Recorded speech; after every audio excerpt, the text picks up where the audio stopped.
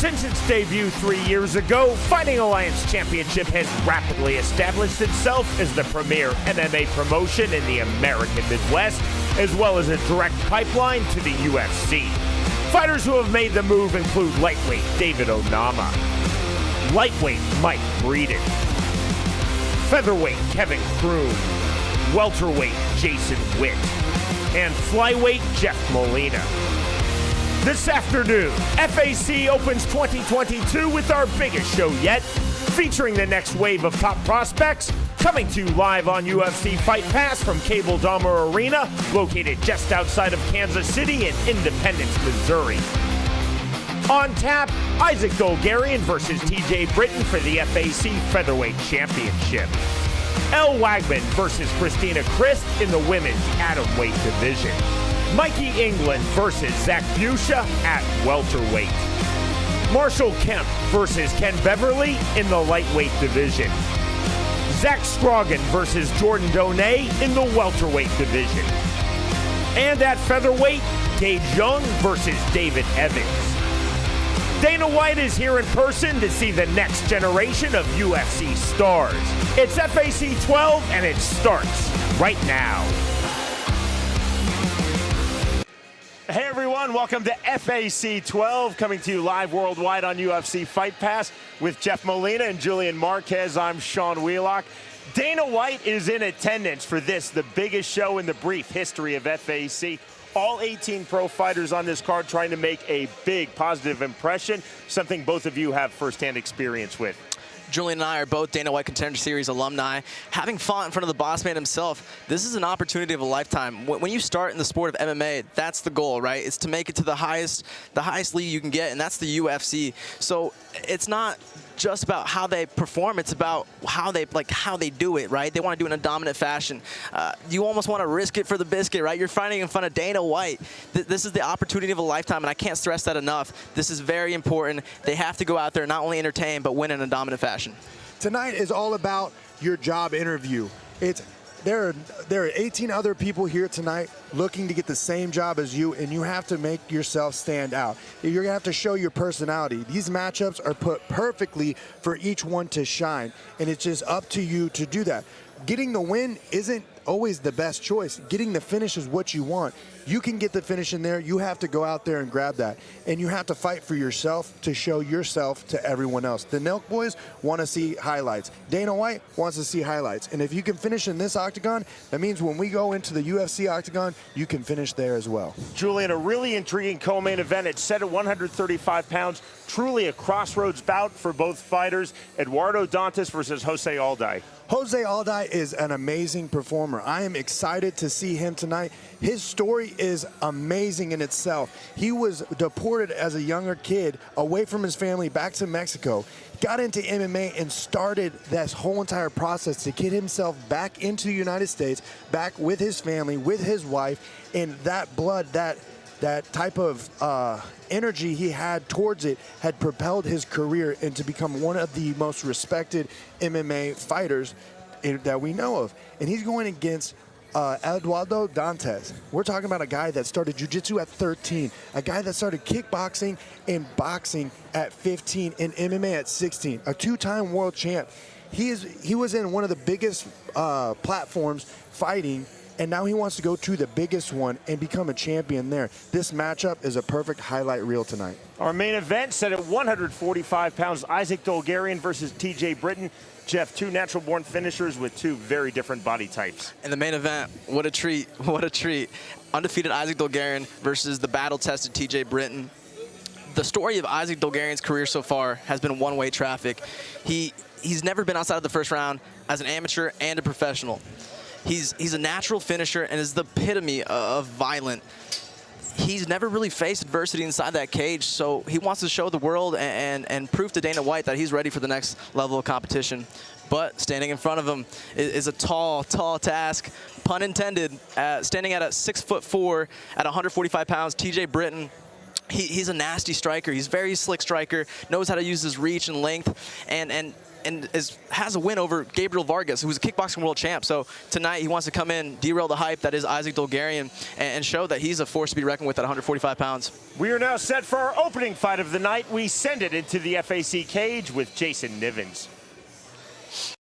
Ladies and gentlemen, boys and girls, and fight fans of all ages, welcome to a very special Sunday matinee of Fighting Alliance Championships 12, live on UFC Fightpass. If I can have you all please direct your attention to the American flag between sections 116 and 117 for the singing of our national anthem by Mr. Tyler Walls.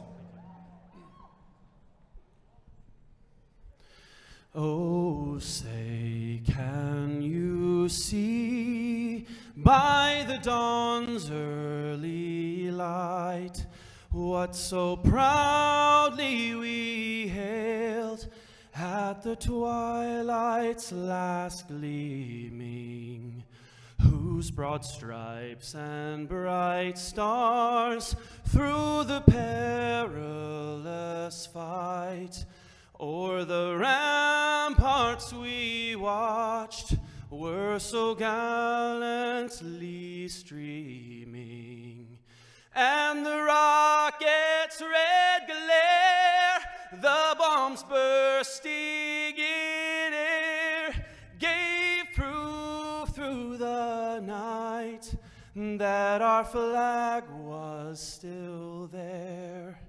Oh, say does that star-spangled banner yet wave o'er the land of the free and the home of the brave?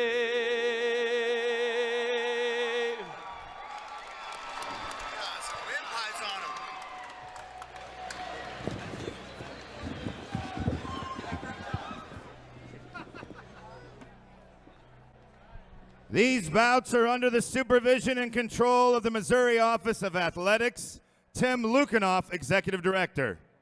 These bouts are promoted by Cage Side Promotions, DBA Fighting Alliance Championships 12. The matchmaker is Joe Wooster. The judges working today's bouts are Henry Gary, Brett Miller, Ross Swanberg. The referees are Mike England and Robert Hastings. The timekeeper is Miss Tina England. And the ringside physicians are Dr. Michael Roach and Dr. Kenneth Butler. Thank you to some of our fellow sponsors, RMAC Roll-Off Dumpsters, Longboards, Wraps and Bowls, Hard Knocks Off-Road, Tasty Unicorn, Wide Open Lifestyle Magazine, Revolution Tattoos, Immortals Fight Club, Berserk Athletics. Let's bring out our first fighters, shall we?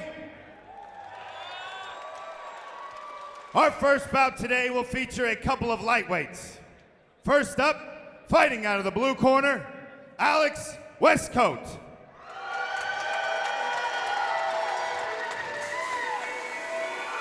This is the AMI MMA debut for Alex Westcott. 6'4", 22 years old.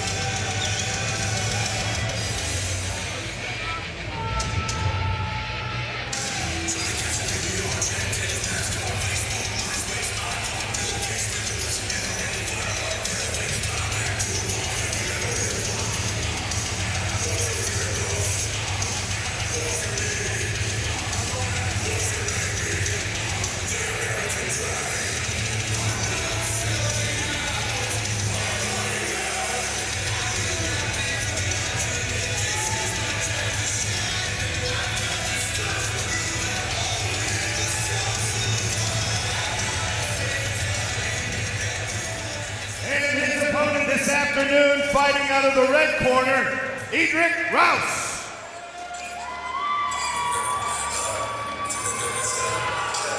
And this bout marks the amateur MMA debut for Edric Rouse. 6'3", 23 years old.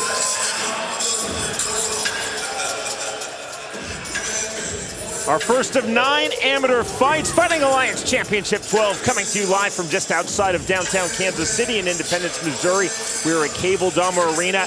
It will be full when our main card begins, and just under 3 hours from now, the way to watch our main card is live worldwide on UFC Fightpass. But our AMI bouts coming your way on MMA Futures and MMA Futures YouTube channel. This company was built for fighters and wants to help young fighters get the exposure that they deserve. MMAFutures.com.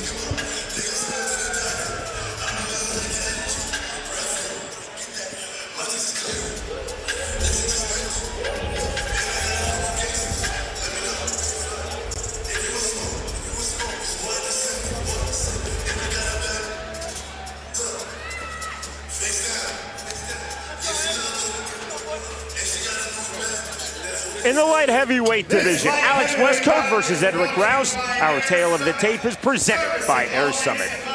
Since 1989. Fighting out of the blue corner, Alex Westcott!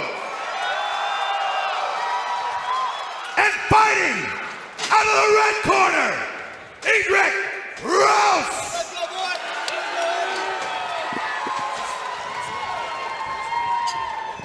This and all amateur bouts tonight are scheduled for 3 3-minute rounds.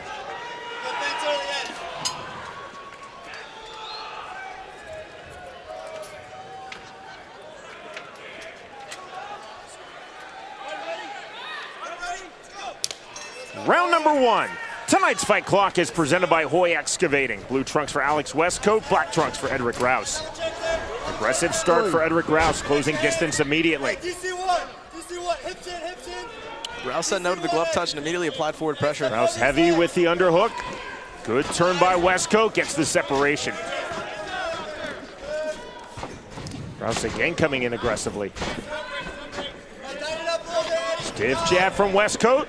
Rouse solving the distance once more, putting Westcott against the fence. This seems like where Rouse wants to keep the fight. He's off the fence. I believe Rouse is a wrestling coach at Blue Valley, which is a school here in Kansas. So I think this is where he wants to keep the fight, is engaging in the wrestling.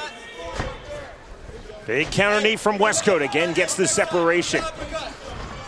Julian, already this is a fight about ranges. Westcott wants distance, Rouse wants to close that distance. Doing so with the overhand right. Big swings from Edric Rouse. Counter on the outside kick from Alex Westcott.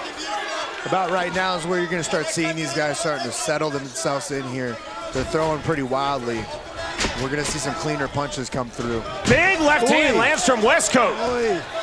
Short right hand now from Westcott. Rouse trying to walk through those heavy punches. This is a very high pace for light heavyweight, for 205. I want to see if Rouse can keep this up for however long this fight goes. It's 3-minute rounds, but this pace is very, very hard to keep. Level change, looking for this single leg now, Edric Rouse. Well defended by Westcott. One thing Rouse is doing is he's going for the double leg, the single leg.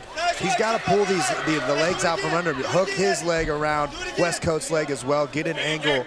Trying to stay in the traditional single leg when someone's against the cage like that, it's very difficult to take them down. 65 seconds remaining, round number 1. AMI MMA debut for both Alex Westcott, Edric Rouse. Man, they're just throwing with bad intentions. They just want to finish the fight. I love it. Rouse again staying heavy. Westcott with his hip parked against the fence.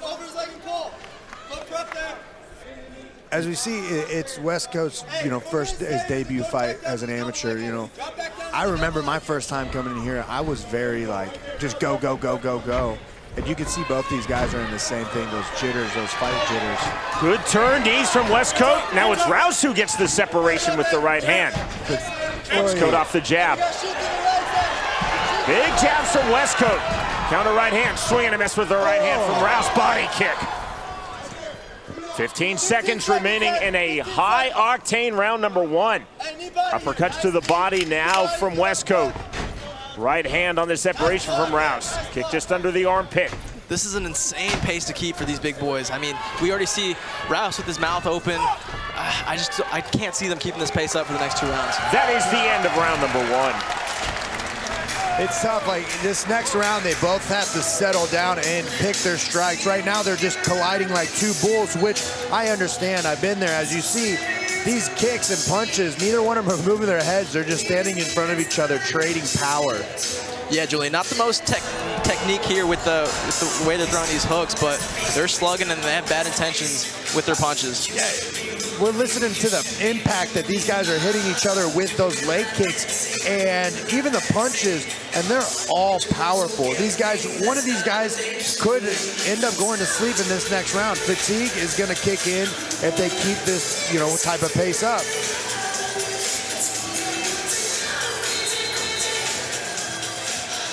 It will be full here at Cable Dahmer Arena in Independence, Missouri, Fighting Alliance Championship 12. Bout number 1 of 18 total on this stat card. 9 AMI fights, followed by 9 pro fights, which you can watch on UFC Fightpass. Set for round number 2. Rouse needs to get this right onto the cage and kind of work against the cage, use that inside fighting, whereas West Coast needs to keep the range because his striking looks really nice. Aggressive start to round number 2 from Westcott. Good sense of urgency by West Coast to get off the fence. Big round kick lands and some big hooks. Straight punches coming in from Westcott. Rouse was playing a lot of offense the first part of round number 1, now playing a lot of defense to start round number 2. Looking for this single leg, nicely done on the switch, nearly into full mount. Going for a triangle. Right back. Triangle indeed is there for Westcott. Westcott trying to lock it up. You see pulling down on his shin. That triangle's getting awfully close. He's grabbing the shin right now. He locks it up. It's kind of on the calf right now. He wants that behind his knee. He's trying to readjust here. Westcott looking for the flexibility. Now the triangle is locked on.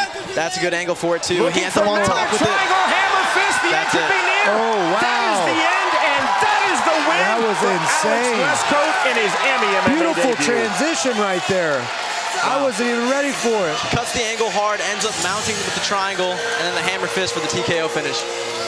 Man, that was beautiful. For a light heavyweight as well. Let's look at this replay right here. Walk us through it, Jeff. What an incredible scramble. Locks up the triangle, had to do a couple readjustments, ends up in mount, and then lands some nasty hammer fist where for the debut, there's not a lot these guys can work with, right? That they want to see fighters protecting themselves. He didn't have anything to protect himself from that full mount position, and just the fight had to be called there. It almost looked like he went out for a second. He dropped his arm, and it was a great call. But, man, the transition, when he went to the ground, immediately worked his way around to get that triangle set up, locked it in. As Rouse tried to roll through, West Coast came on top, and it was beautiful for an amateur debut. I mean, he found his sport without a doubt. Tonight's fight replays are presented by Major Pack. Ladies and gentlemen, this fight has ended 55 seconds of the second round. Your winner by TKO out of the blue corner, Alex Westcott! Submission, but a TKO, but that was clearly double trouble. Mounted triangle. Then the hammer fist is what drew ultimately the official end to this fight. But to your point, Julian, it looked like Rouse might be going to bet on the triangle, and that was a tough way to get out of a mounted triangle, especially with those big hammer fists from Alex Westcott. Oh, absolutely. Impressive debut from both gentlemen. Rouse showed a lot of promise and a lot of talent. I think in his next going, he's going to get a little more settled into the fight. I think he was just getting out some nervous energy, but congrats to Alex Westcott on an impressive debut. Not easy to make your MMA debut on a broadcast on a major show. Full credit to Alex Westcott and Edric Rouse. Rouse had a strong start to this fight. He had his moments, but Westcott taking full control of this fight in round number 2 all the way to the finish. The winner by way of second round TKO, Alex Westcott defeats Edric Rouse. All right, ladies and gentlemen, let's move on to bout number 2. First up, out of the blue corner, Rex Stidham.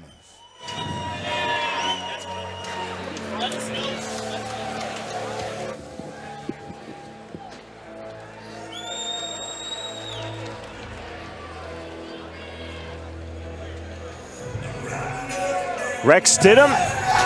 This is AMI MMA bout number 18, which always brings into the debate how many AMI fights is too many AMI fights. Some fighters only want a handful, maybe 3, 4, or 5, and others want to get near the 20 mark as Rex Stidham is rapidly approaching. Yeah, I mean, he's been around Kansas City for a long time, and he's always taking fights, and he's always in there. He loves this sport 100%. You know, having 20 amateur fights, that's a lot. I know early on in his career, he was one of those independent gym guys, meaning that he didn't train at an actual MMA gym. Now he's found a home at Warriors Academy with Tyler Rowe, and he's looking to show off his improvements.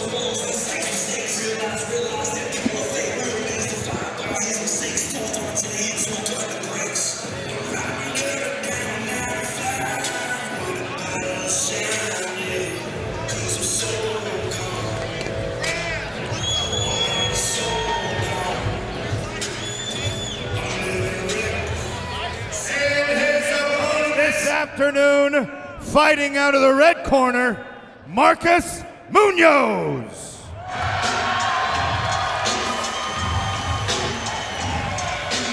This is AMI MMA bout number 18 for Rex Stidham.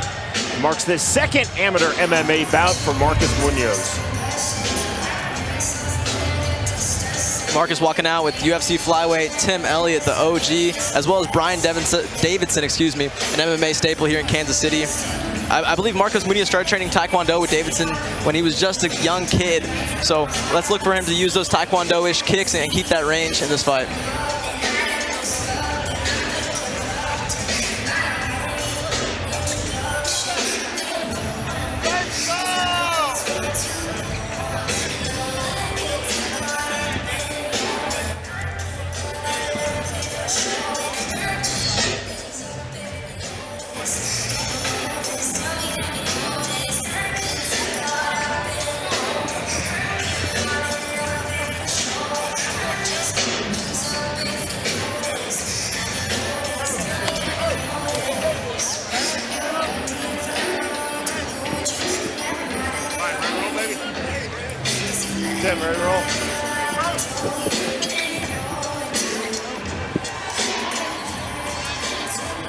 In the flyweight division, Rex Stidham versus Marcus Munoz. Our tale of the tape is presented by Fightworks. Rex Stidham is going to be the elder, both identical in height, and the reach is going to go to Munoz. Again, Jason Nivens. This flyweight bout is brought to you by Bikeworks, your #1 source for all your motorcycle parts, service, audio, and customization needs. Located in Liberty, Missouri. Fighting out of the blue corner, Rex Stidham! And fighting out of the red corner, Marcus Munoz!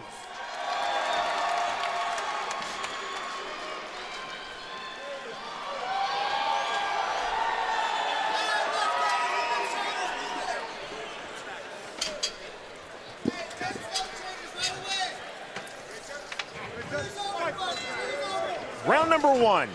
Our fight clock is presented by Hoy Excavating. Black and blue trunks for Rex Stidham, white trunks for Marcus Munoz. One thing would be good for Rex is if you keep this pressure the whole time. You know, Munoz has to have that forward pressure for using his teep kicks, his spin kicks, his Taekwondo style. You just saw the rear teep from Munoz. Flying knee attempt from Stidham. You can already kind of tell Munoz does not want to be against the fence. On that warning track is what we call it, right? The edge towards the fence. He just doesn't seem the most comfortable there. He wants to keep this fight at range. And right now, Rex is doing a good job of applying that forward pressure. Relatively open stance for both fighters. Good low on the kick. outside kick. Naked right hand, thrown without the jab, set it from Munoz. Stidham right back to his feet. Tellingly, Munoz did not pounce. That was fast, that was fast. Calf kick was almost an Achilles kick from Munoz. Stidham now closing distance, looking for the double leg. Getting under the hips, nicely done for the takedown. Hands locked, pushing pulls, and gets the takedown here. He's locking up the legs, Rex is, to avoid allowing Munoz to put his feet to the cage to stand up. No guillotine danger. Munoz just holding that position, almost in a head chancery. No guillotine danger at all. We're getting to a more dangerous position if he gets that. If Munoz gets his left leg free. He's looking to sit to his left hip to apply a little more pressure and then get that right leg around his back. Half butterfly guard. Now here comes some danger indeed from the half butterfly. You see more squeeze. Still doesn't quite have the angle he needs. Let's see if he readjusts here. And he's tapped. Oh, wow. And there's the win. From head control to head chancery to guillotine to submission. Well done from Rex Stidham. Off the takedown, attacks the front neck. Has to readjust a couple times, but makes it tight and gets that leg over his back, and that's a tap with the guillotine choke. Marcus Munoz, Miami MMA win #1, just like that. Tonight's fight replay is presented by Major FAC. As you see right here, Rex takes down a beautiful takedown, locks the legs in, but instead of covering the legs, he allows Munoz to create that angle, get off on one shoulder, and set up the choke to be tighter. If, you know, Stedman were to let go and moved his hips out, it would have been way easier, but you can't play in that range when someone's going for a guillotine. Yeah, you have to show a sense of urgency when someone wraps up your neck like that. He was safe until he wasn't. It was the movement into the half butterfly, allowing then Munoz to put more torque, more pressure, arc back, and get the tap. But again, there was no danger on that until there was a lot of danger. Ladies and gentlemen, this bout has ended at 1 minute and 47 seconds of the first round. Your winner by tap out, rear naked choke, fighting out of the red corner, Marcus Munoz! That's our fight announcement. It is presented by Jack Daniels. Make it count. Good win for Marcos Munoz to rack up his first amateur win, get in that win column, and show a lot of promise at only 23 years old. He's a good, rangy Taekwondo fighter and showed that he has some submission skills as well. The winner, by way of first round submission, Marcus Munoz defeats Rex Stidham.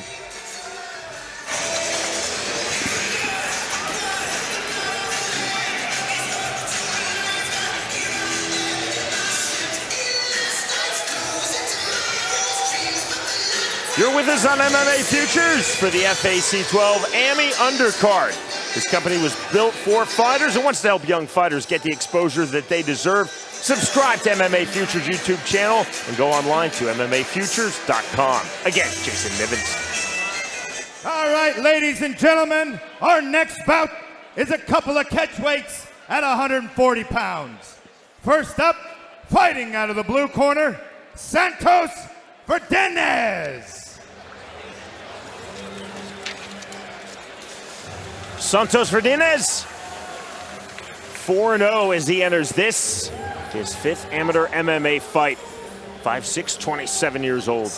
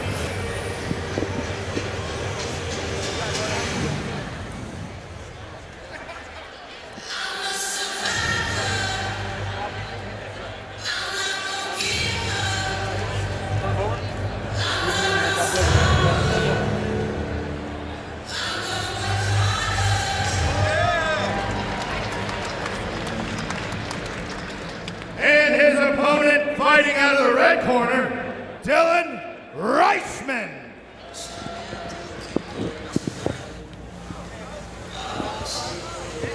19-year-old Dylan Reichman, 2-0 in his MMA career. 3 inches taller than his opponent Santos Verdenez, standing 5'9". 4-0 versus 2-0 in this bout at the catch weight of 140 pounds. 2.5 hours from now, our main card will begin. FAC 12, live worldwide on UFC Fightpass. This fight number 3 of 9 total AMI bouts are prelims coming to you on MMA Futures. Camellia Grant Dawson in the corner of Dylan Reichman. Not a bad corner to have. Not a bad corner to have. A lot of UFC star power on this card. Not just in the Reichman corner, but at the commentary table. Jeff Molina, the Cuban Missile Crisis.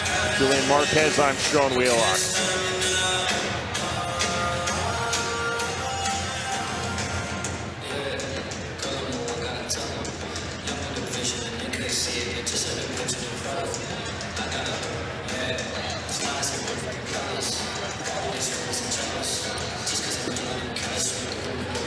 At the catchweight of 140 pounds, Santos Verdinez versus Dylan Reichman. The numbers presented by Jackson County Toe.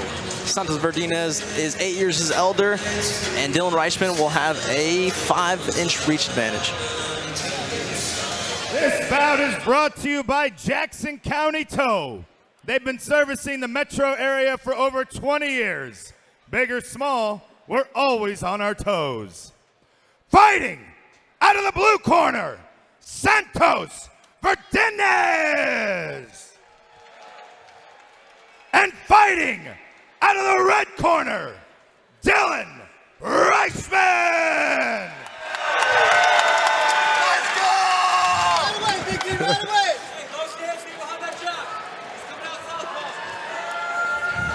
Weights, level changes right away.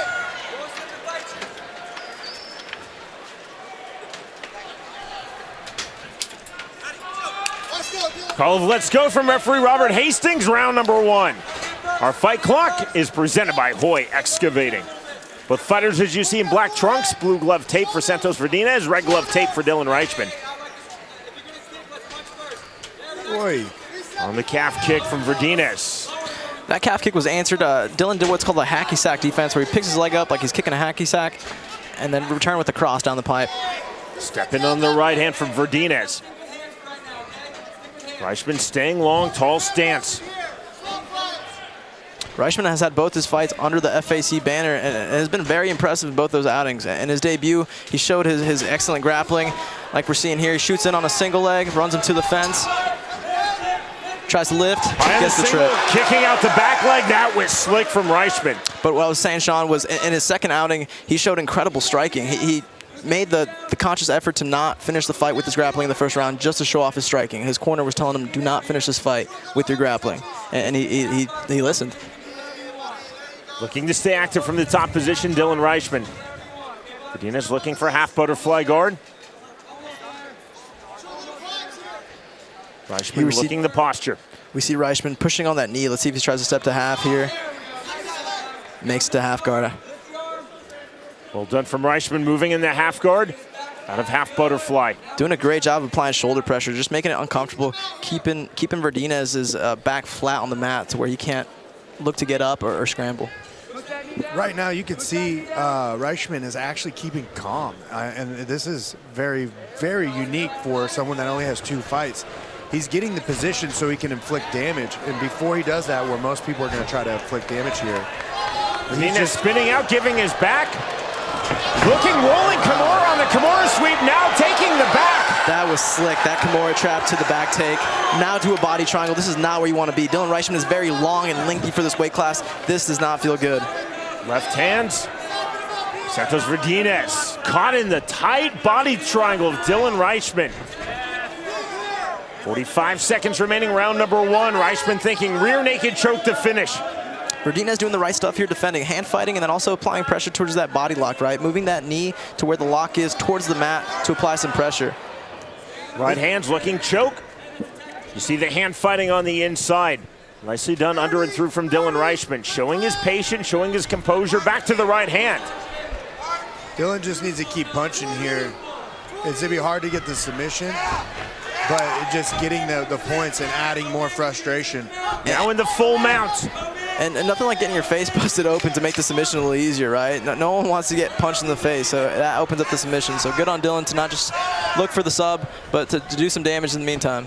Back mount still in the body triangle position for Reichman, and that is the end of round number 1 and a big opening round for Dylan Reichman. You know, it's real good in this round right here. We saw patience by Dylan Reichman, and then he went in for this double leg. Super fast, super quick, used his outside foot to trip down, and once he got on top, he slowly improved his position until he got into a dominant position. Once he was in that dominant position, that is when he started to open up more with strikes.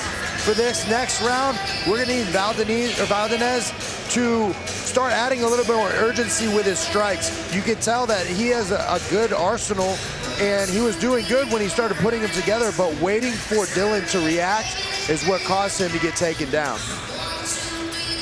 The Super Bowl is, of course, set for 1 week from today. Go to mybookie.ag to see all of the prop bets, as well as place your money on the Rams or the Bengals, or perhaps both. Sign up using the code MMAFUT and double your first deposit, or you can scan the QR code available at mybookie.ag.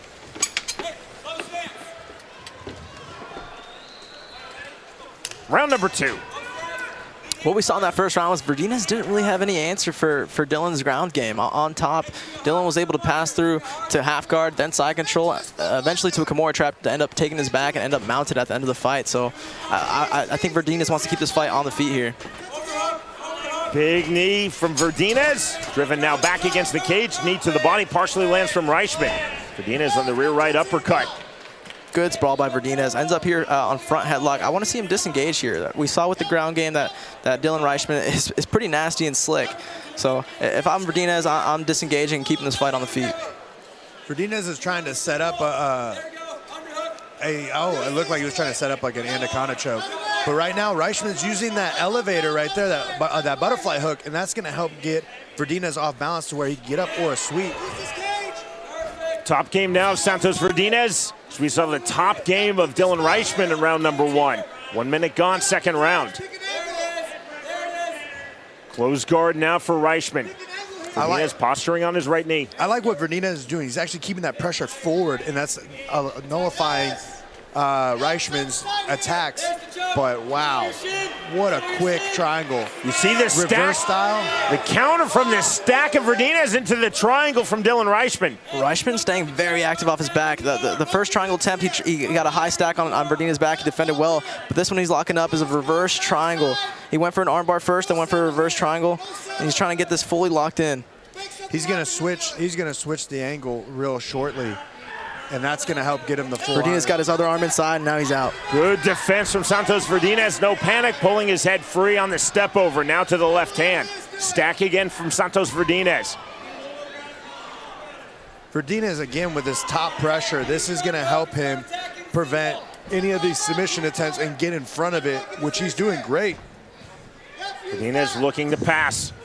Reichman needs to start getting up. He needs to start using those sweeps or using his butterflies to create space to stand up.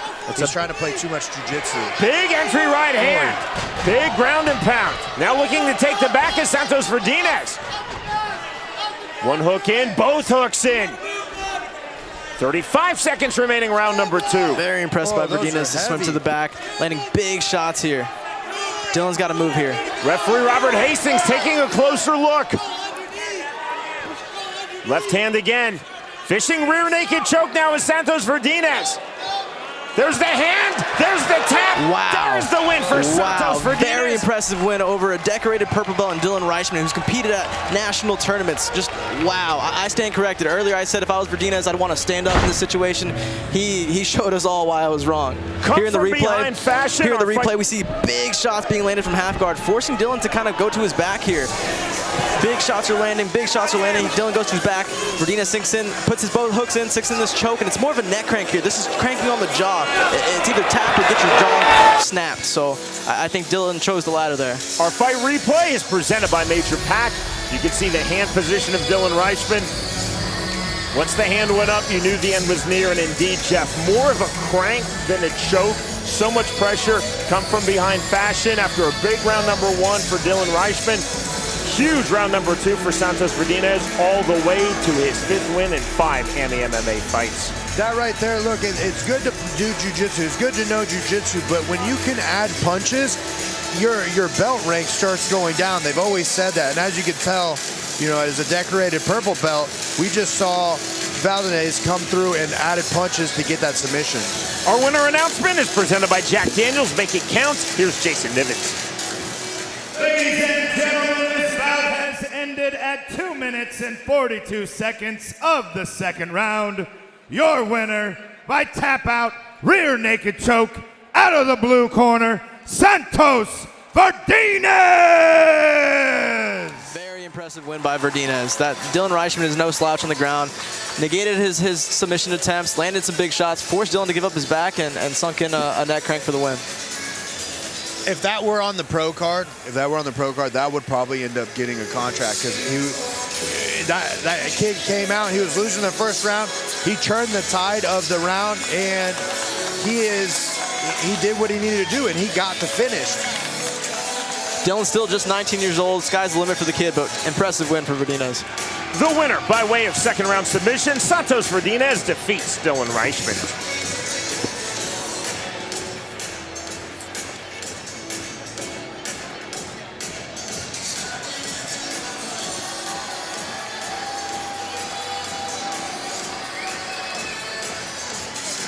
All right, ladies and gentlemen, let's bring out our next fighters. First up, fighting out of the blue corner, Dwight Brown.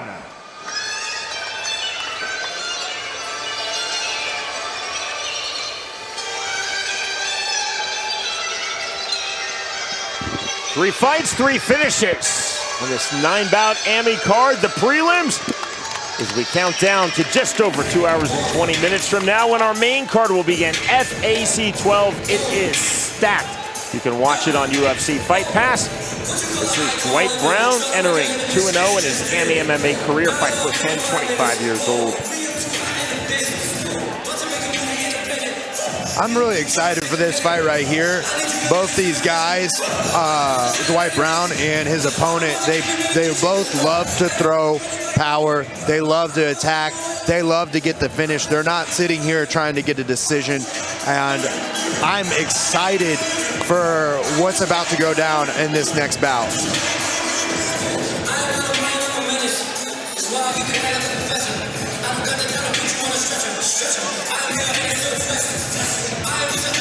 Reminder to check out MMA Futures YouTube channel every Friday to get tips on who to pick in upcoming fights from former UFC lightweight Joe Ellenberger, LFA announcer Mike Kendall, and MMA Futures own Nathan Rogers, exclusively on MMA Futures YouTube channel.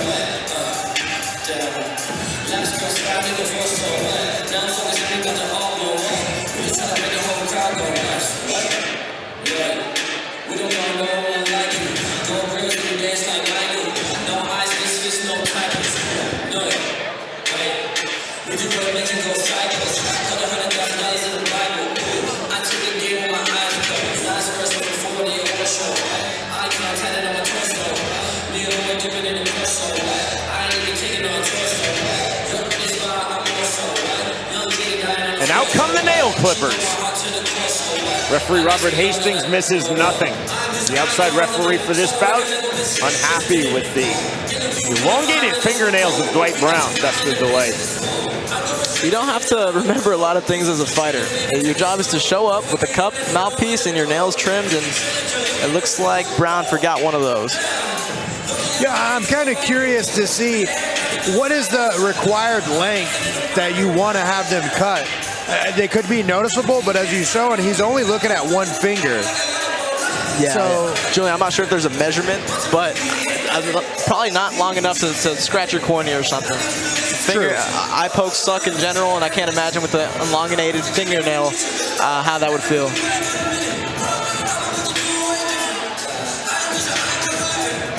I've seen people have to chew those off. And his opponent this afternoon, fighting out of the red corner, Mason Pillow.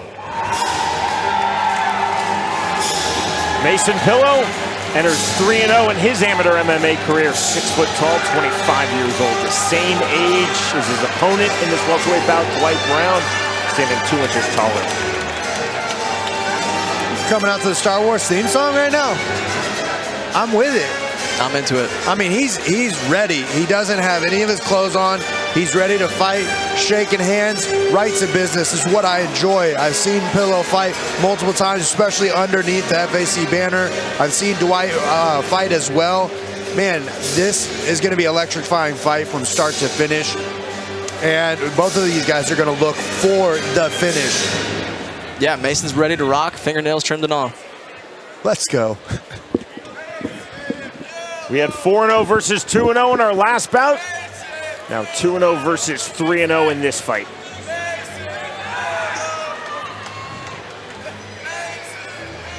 Robert Hastings very happy with the fingernails of Mason Pillow. In the welterweight division, Dwight Brown versus Mason Pillow. Our tale of the tape is presented by Casey Tech Systems. Both these guys have identical age. Mason Pillow will have a 6-inch reach advantage with the weight identical. This welterweight bout is brought to you by KC Tech Systems, the team that specializes in custom home theater, smart home automation, outdoor audio, video, and lighting. Fighting out of the blue corner, Dwight Brown. And fighting out of the red corner, Mason Pillow.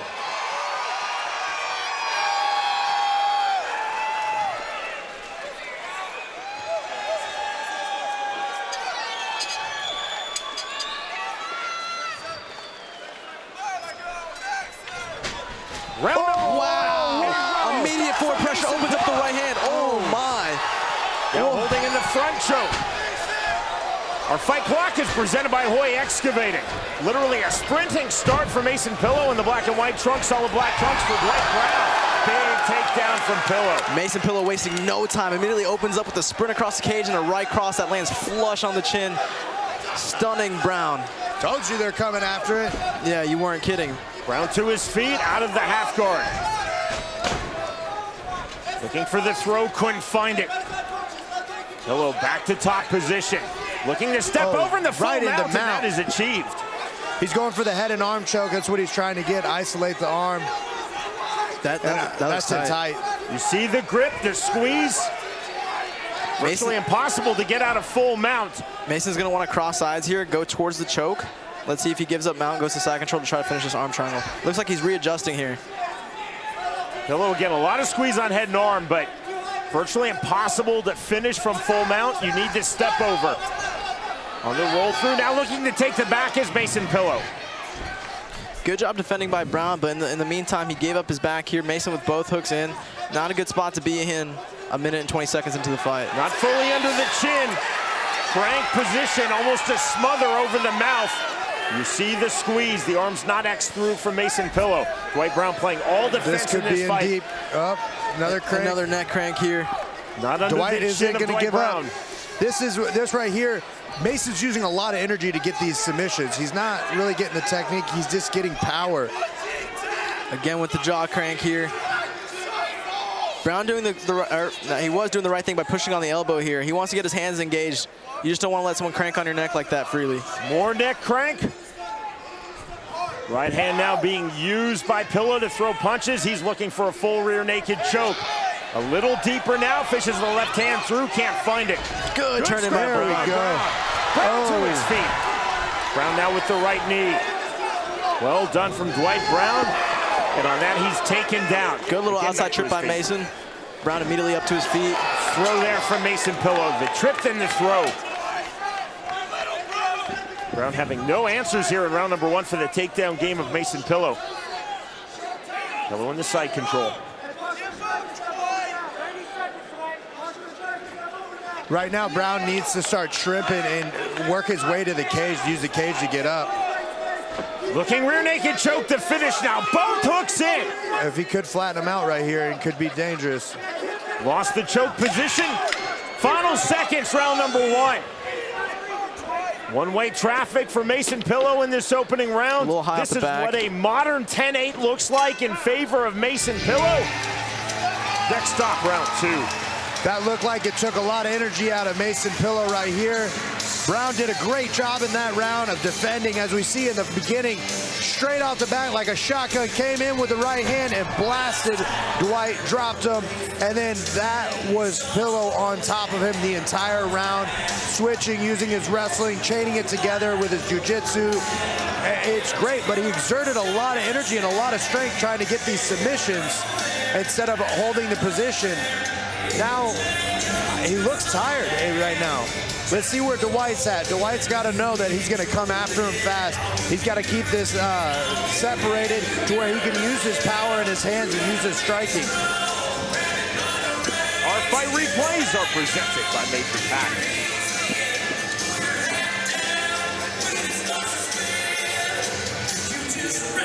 Sprinter start to this fight for Mason Pillow. We'll see what type of start he has for round number 2. No doubt Dwight Brown will be a bit more ready for a rapid-fire start from Mason Pillow. Round number 2. Forward pressure from Pillow, not on the run, and a big right-handed counter from Brown. Let's see if Pillow decides to settle a little bit more into the fight versus just sprinting the whole time. Oh, a big right hand off the counter. Beautiful. Right hand down the left. Big shots from Dwight Brown. Trying to get his offense going here in the second round. Look for Pillow to shoot right there as we're going for it. On cue, Julian, looking for this single leg. Dwight with the good sprawl. Mason went in for the reshot, and instead of pushing the head down or trying to keep defending, he went for hammer fist, and that's why he got taken down again. There is the takedown again from Mason Pillow. His takedown game has been very strong thus far in this fight. Smart on Mason after he kind of got hurt a little bit to take this back to the mats where he had no problem slicing through Brown's guard, ending up in mount each time he did it. Potential head and arm choke there for Pillow. Instead staying in full mount. Now stepping through, looking head and arm choke. This looks tight. This looks tight. On the squeeze. Mason tried to readjust there. Mason's left elbow's off the mat, so it's not going to be tight enough to where he can get the choke. Pillow switching to S-grip. Tough to find the head and arm from the S-grip. It looked tight at first, and then Mason went to readjust. That's a common problem a lot of people have, that they think their choke's not tight when it really is, and they go to readjust and they completely lose it. I think that's what we saw there. Back to full mount for Mason Pillow. Right here, Brown needs to stop holding on to Pillow and you put his hands on the hips, start shrimping away. You know, he does real good on his explosive active. Right there. There we go. Nicely done on the reversal from Dwight Brown. Pillow looking for the kickoff. Stepping right hand, the left hand now from Brown. Big shots. And Brown hits the throw. 80 seconds remaining round 2. This is a fun fight. Brown is an athlete. He's athleting his way out of these positions. He athleted his way out of the back when he had his back taken. Athleted his way out of mount.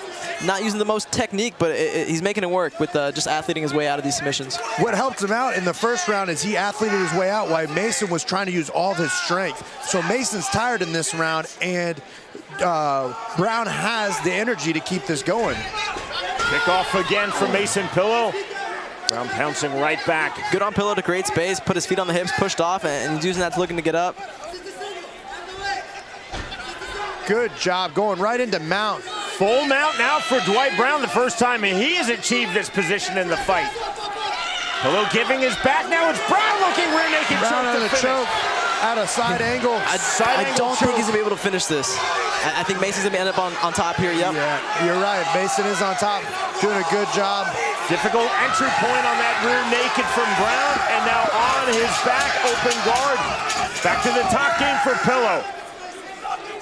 Big momentum swings here in round number 2 of this welterweight fight. This would be a very difficult round to judge. I don't know who you would give it to, but these boys are giving it all. Just like I said at the beginning, I cannot wait for this next round. There is the bell. We move to the third and final round. Let's look at this right here. I liked how Brown was relaxed right at the beginning of it. Mason did come sprinting. He was relaxed. Then he exploded with a big barrage of punches that landed very good. His striking is what does this in the round. He needs to keep this fight standing. He has a lot of power, Brown does. But he keeps trying to take it down into Pillow's world. Yeah, we see the power difference on the feet. Right here we see Brown do a little pull across that just landed flush on the button, forcing Mason to wrestle again, ended up getting the takedown, but we saw lots of reversals here in this round. So now both guys are tired. Both guys have showed their power card. Now the third round is where I'm most excited because they're both looking for the finish. They both know that it's either 1-1 and this is going to be the winning round. Interesting though, Julian, I really believe that Pillow recorded the 10-8 in round number 1, certainly on my unofficial scorecard. If you give Brown round 2 and he wins round 3, quite possibly that's a draw. I didn't even think of that. Yeah, great point to make, Sean. Under the new unified rules, and not really new anymore, actually. That was 10-8 round in my book, the first. Knee on the counter from Dwight Brown. Pillow looking for a takedown again. Third and final round. 2-0 Dwight Brown versus 3-0 Mason Pillow.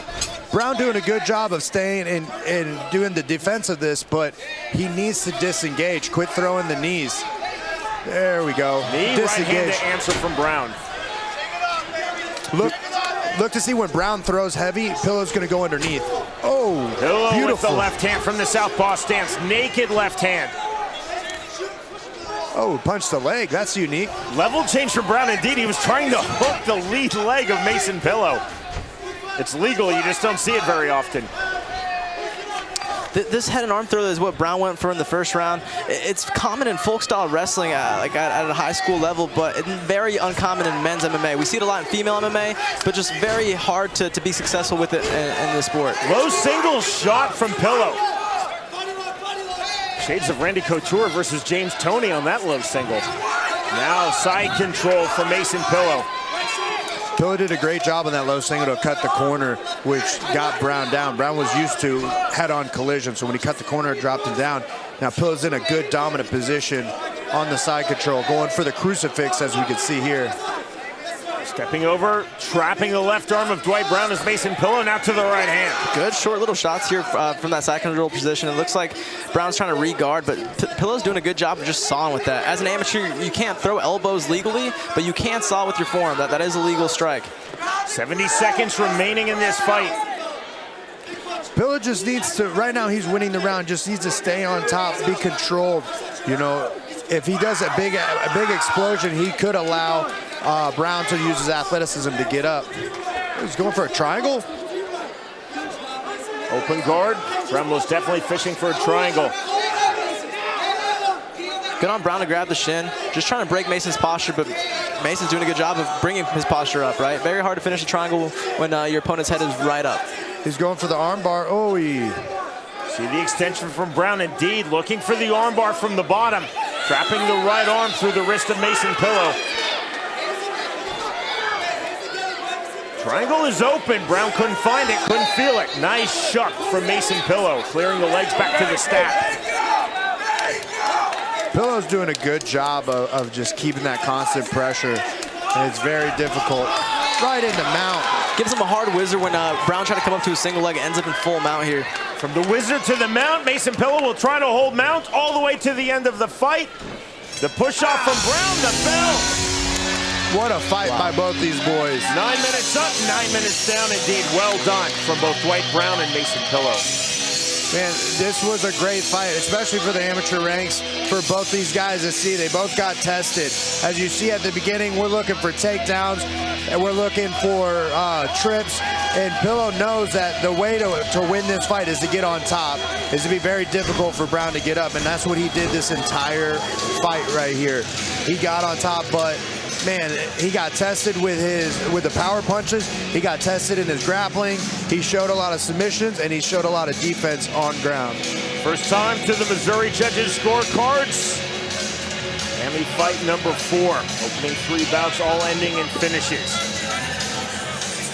Again, in just over 2 hours from now, our main card will begin. It is stacked, 9 fights in total, FAC 12, culminating with the fight for the currently vacant FAC 145-pound championship. Isaac Bulgarian versus TJ Britton. You can watch it on UFC Fightpass.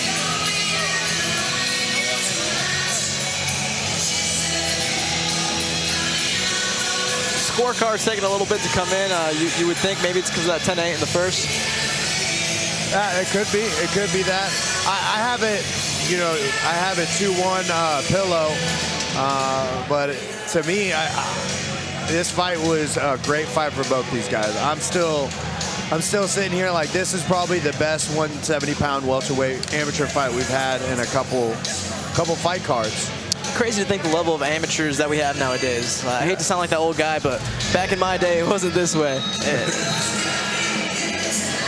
Three judges assigned by the Missouri Office of Athletics. They have turned in their scorecards. They have been tallied by the head of the Missouri Commission, Tim Lukinoff. And we are set to end all suspense with Jason Nivens. All right, ladies and gentlemen, Judge Geary scores the bout 29-27. Judge Miller scores the bout 29-28. And Judge Swanberg scores the bout 29-28. Your winner by unanimous decision out of the red corner, Mason Pillow! Right there was a 10-8 round given by one judge. Still 2-1 rounds. You were correct on that. Henry Geary giving the 10-8 in round number 1, which I believe was the correct way. But across the board, 2 rounds to 1 in favor of your winner, Mason Pillow. Our winner's announcement is presented by Jack Daniels Make It Count. Mason Pillow, definitely a fighter to watch. Now 4-0 in his MMA career. Yeah, and you know what? He's getting in here. He's getting on the cards. He's taking tough fights. That was not an easy fight. Brown is a very powerful and technical fighter and an athlete as well. He was getting out of all of the bad positions that Pillow went into. When he comes into his next bout, he's going to know to be more calm. He's going to be more educated when he's on top and he has someone in submission. And there's a bright future for Pillow. Our Emmy bouts keep rolling. Up next, Jacob Weeks versus Devin Dunn. That will be followed by Caleb Williams versus Lucas da Costa. And then Michael Banks versus Mike Murray. We send it back into the cage with Jason Nivens. All right, ladies and gentlemen, let's see if our next fight will go the distance. First up, fighting out of the blue corner, Jacob Weeks.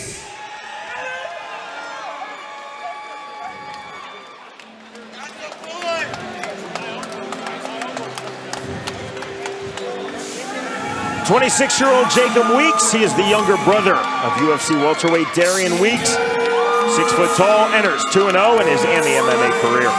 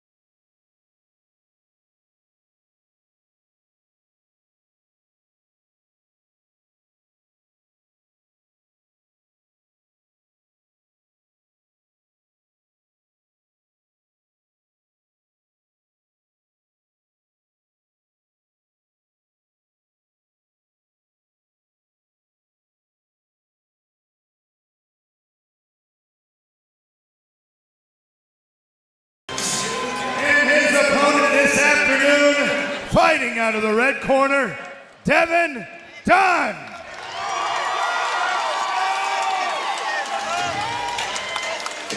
Devin Dunn enters with an identical record of his opponent Jacob Weeks at 2-0. 5'8", 24 years old. See Zach Cummings in the corner of Devin Dunn.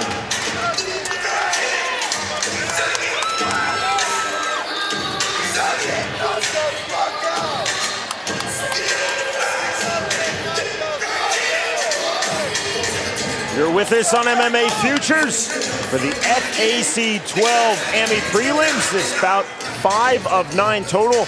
And then, just under 2 hours from now, our 9-card, 9-fight pro card begins. You can watch it live worldwide on UFC Fightpass. Julian Marquez, Jeff Molina, I'm Sean Wheelock. We're just outside of downtown Kansas City. Cable Dome Arena in Independence, Missouri.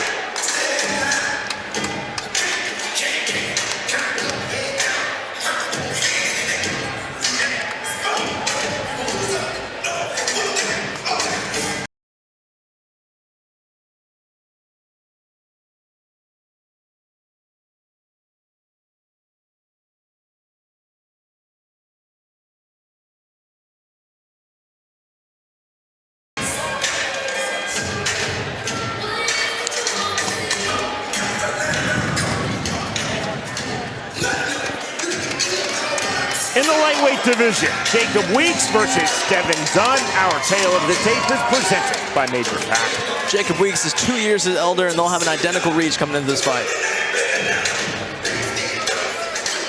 This lightweight bout is brought to you by Major FAC, highlighting the cannabis industry through health, business, sports, and entertainment. Fighting out of the blue corner, Jacob Weeks.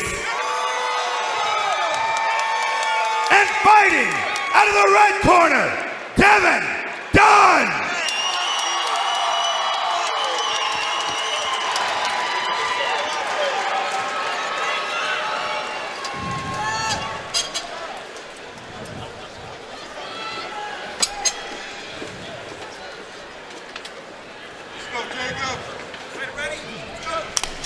The bell in round number 1.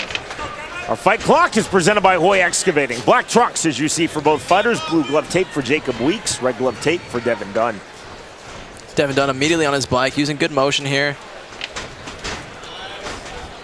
Front teep kick from Dunn, nearly caught by Weeks. Steady pressure forward from Jacob Weeks. Weeks missing with that calf kick. There's the teep again from Dunn. Dunn looking for the level change off the jab, couldn't find it. Could take Weeks off his striking line. Back fist after the hook on the lead from Weeks. Lead left hook again from Weeks. Weeks is definitely using a lot of power. He needs to start using his setups where throwing a little bit lighter punches, faster punches, and put the power after that. But if you lead with the power, it's going to be easy for Dunn to see and move out of the way. And Dunn's last outing, he showed a very kick-heavy game where he pretty much kicked at a guy for 3 rounds and just outpointed him. He's going to have a hard time doing that being backed up this whole time. But Dunn's showing a good movement on the feet. He's darting in, and we saw like a little dart cross earlier. And here's the first grappling exchange. Looking for the ankle pick now. Weeks, and he gets it. Nicely done from Jacob Weeks. Weeks trying to go to work now with his top game. Dunn half butterfly, looking for the half butterfly sweep. Beautiful head position by Weeks. You don't see that a lot in the amateur ranks. Oh, Dunn locking up a little triangle here. With the arm bar. Look at the arm right there. He's switching to the arm bar. He's switching to the arm bar. That's tight. Transition. I think he just dislocated his. That is a huge submission win for Devin Dunn. Wow. That was, he waited a little too long on the tap, and that definitely came out. That was and the doctor popped it right back in. What a champ right there. Look at this transition on the replay. As you see, Weeks was heavy. He had lifted up his butt, and that allowed Dunn to sink in the triangle. When he saw the triangle, he switched over straight to the arm bar. It looked like Weeks was trying to tap, but he was a little slower and the pressure was there. Good positional awareness from referee Robert Hastings. He saw the arm bar and immediately came in for the separation and the stoppage on the tap from Jacob Weeks.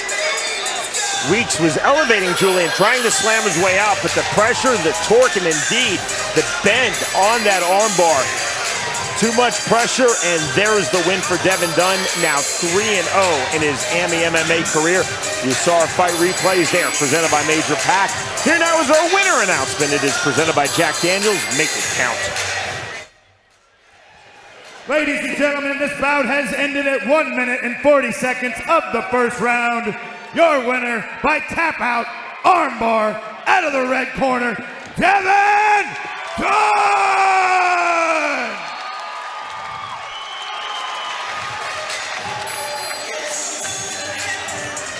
Jeff Molina is in the cage with the victor, Devin Dunn. Ladies and gentlemen, I'm joined here by Devin Dunn. What an impressive finish. In your first fight, or in your last fight, excuse me, we saw a very kick-heavy game. You also showed a ground game in this fight. You got both.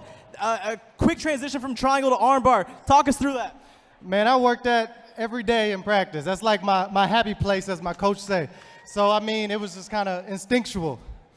Yeah, very impressive transition, very slick. Here we're seeing it on the replay. Switches to the armbar. Did that break? Yeah, that thing was very hyperextended, very much so. I was telling the ref, like, you sure about this? Man, very impressive. What's next for you, Devin Dunn? Hey, Hey, man, I don't know. I will talk to the coaches, but, you know, get back in the practice room on Monday, baby. Let's go. Ladies and gentlemen, Devin Dunn. Impressive from Devin Dunn. Jacob Weeks entering with an identical AMI MMA record of 2-0. Dunn really smooth on that armbar finish. You know, it's crazy because Weeks didn't tap, but we saw it right here. We had a perfect angle. That arm was compromised, and he wouldn't tap until the moment it pulled out of place. And that shows a lot. Like, he really, really wanted the victory. He did not matter. But, again, we're amateurs in this one. We should take our time, and we should know, hey, you're in danger. Let's fight another day. Now he's going to have to take a couple weeks out on this. The winner by way of first-round submission, Devin Dunn defeats Jacob Weeks.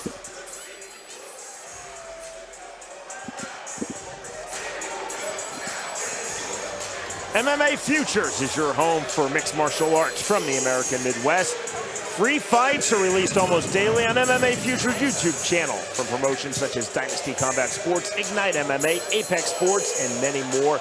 Check out our upcoming pay-per-view events at MMAFutures.live and help support local mixed martial arts. We keep the AMI card rolling. Back to Jason Nivens. All right, ladies and gentlemen, time to bring out a couple of bantamweighters. First up, fighting out of the blue corner, Caleb Williams.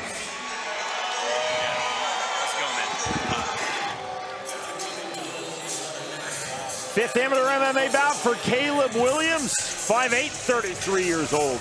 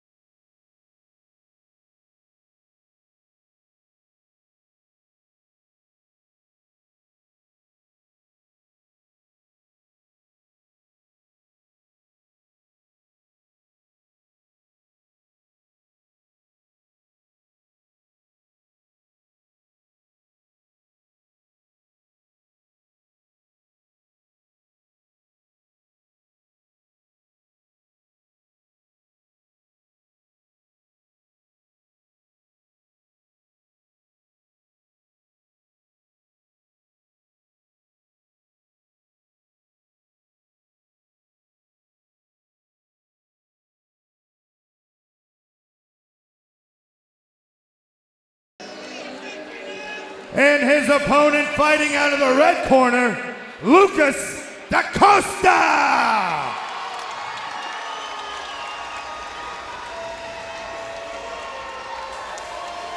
Lucas da Costa, like Caleb Williams, his opponent in this 135-pound AMI bout. Entering amateur MMA fight number 5 as Williams is 2-2, da Costa 3-1. 5'7", 24 years old. Based in the Kansas City suburb, Overland Park, Kansas, moved to the United States with his family from his native Brazil in 2010. Trey Ogden, Stephen Graham in the corner of Lucas da Costa.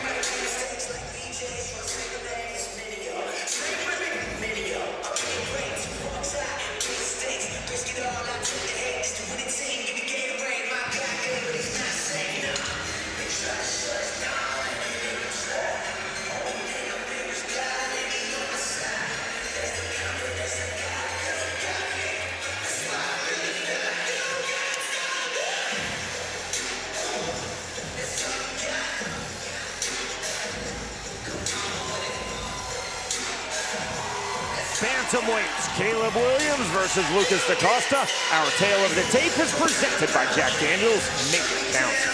Caleb Williams is going to have a 9-year age difference, as well as Costa is going to have a 1-inch reach advantage. This bout is brought to you by Jack Daniels, the top-selling American whiskey in the world. Fighting out of the blue corner, Caleb Williams. And fighting out of the red corner, Lucas Da Costa.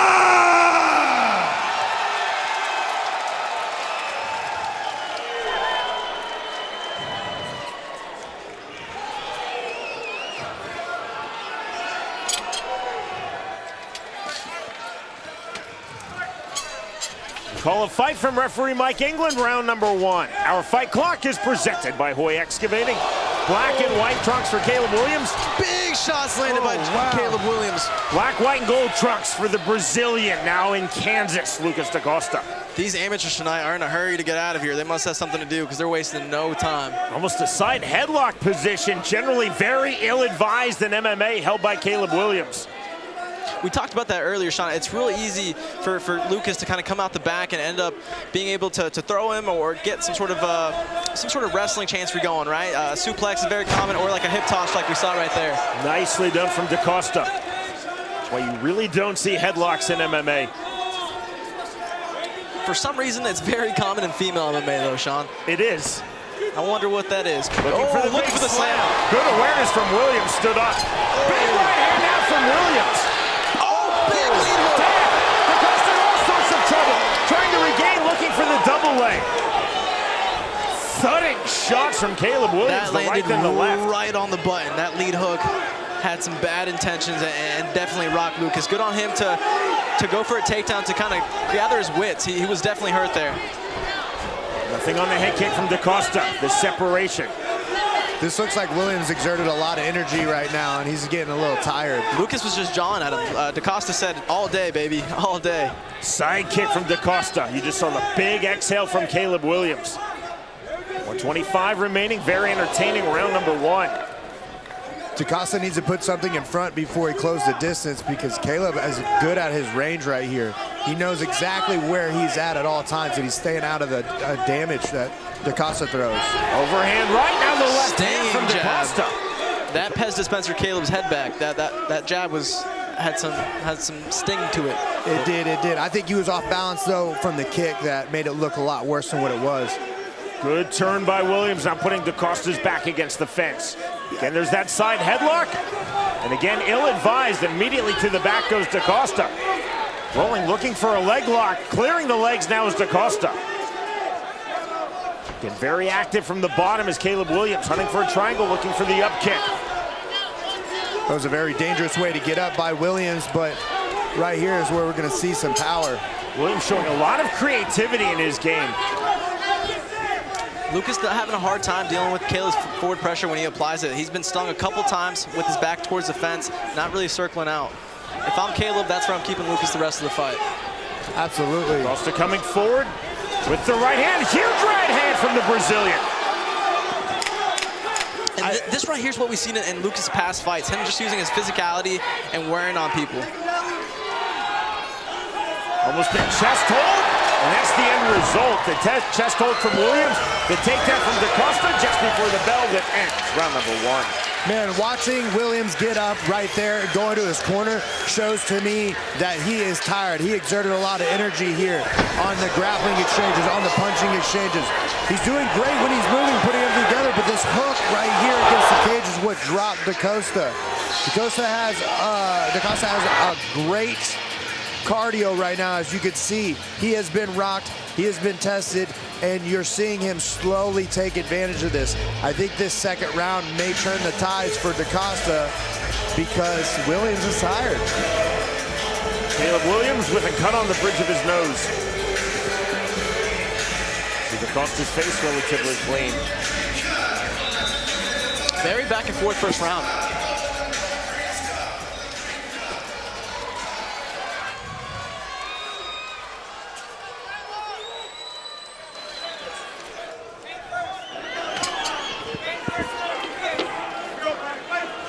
number 2. Sporting touch of hands. Big cross right there. hand, big swings from Caleb Williams. Immediate hook cross landed by Caleb to open up the round. Head and arm throw hit from Williams. Costa trying to go to work with his bottom game. DaCosta's going to do good. He's going to slide out to try to get the omoplata to the armbar. It's exactly what DaCosta's looking for. Right the in there. omoplata. Right here, he's got into the right into a triangle. Wow, very slick jiu-jitsu by Lucas DaCosta. Goes omoplata to triangle. Let's see if Lucas can lock this up. Nope, takes it to mount.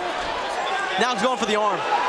Tight on the armbar. You see the full extension from DaCosta looking to finish opening stages round number 2. Hard to see in which the angle the arm is. It doesn't look like it's thumb up, but it's hard to see from this angle.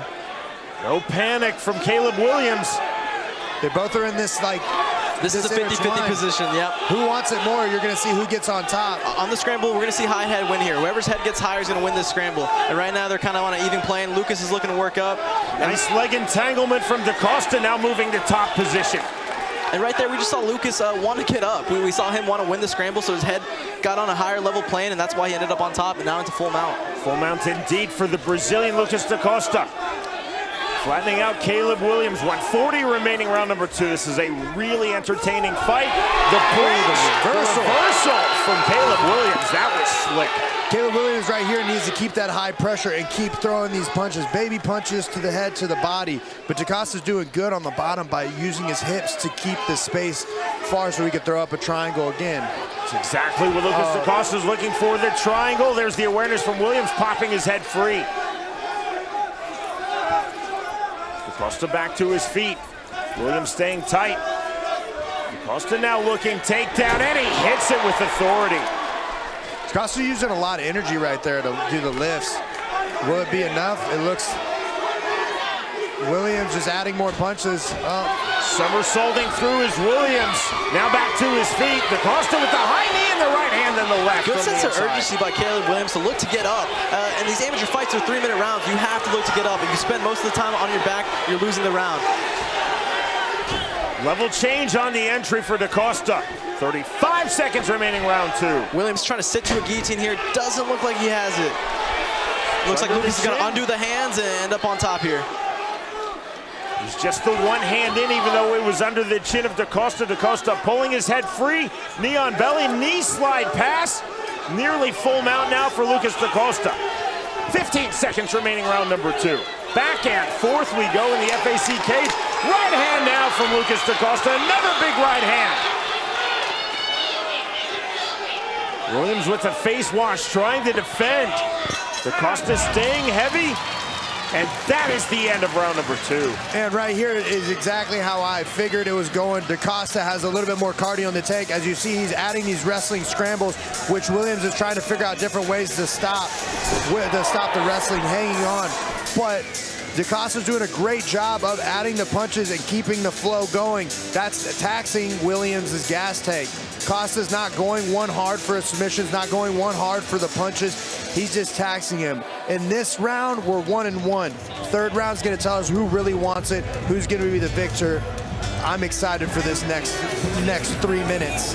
Our fight replays are presented by Nature Pack. I think Caleb's going to look back at that second round and ID that mistake he made of pulling the guillotine when it wasn't tight. I think that was a very competitive round, and I think Lucas stole that with what he did at the end there, getting him out, landing some big shots. Just you can't pull the guillotine if it's not tight when you initially snatch it up. Third and final round of this bantamweight fight. Caleb Williams versus Lucas DaCosta. It's right here, we're seeing the heart of both of these guys, which is amazing. Stepping over and right, counter right to the left hand, head kick coming back from DaCosta. DaCosta controlling the head front choke position. That's deep. That's deep. He's just got to walk his hips to the cage, and that's going to be in tight. Power on the guillotine. That's a tight power guillotine. A lot of squeeze. Caleb doing a good thing here. Fight the hands. He taps. Right there. There's the win on the standing guillotine for Lucas DaCosta. Lucas DaCosta came out there wanting to win the third round, as we we saw. Williams did a terrific job throughout this bout. But man, what an amazing finish right there. Once he had the power guillotine, all he needed to do is hip in and put Williams' hips to the back. That's gonna keep that guillotine tighter, and he eventually ended up getting the submission. What an amazing card so far. What amazing matchup so far. What amazing fights. These kids are coming here and showing exactly what they want, and they want to get the finish. They see they're in front of a big audience here at FAC. Impressive finish by Costa. Saw a look of almost bemusement on the faces of Caleb Williams and his trainer Tyler Rowe, because they both knew that Williams had his moments in that fight, back and forth. The tenacity, marked with the technique of the Brazilian Lucas da Costa, shining through as he's now 4-1 in his MMA career. But well done from Caleb Williams. That was a really entertaining fight.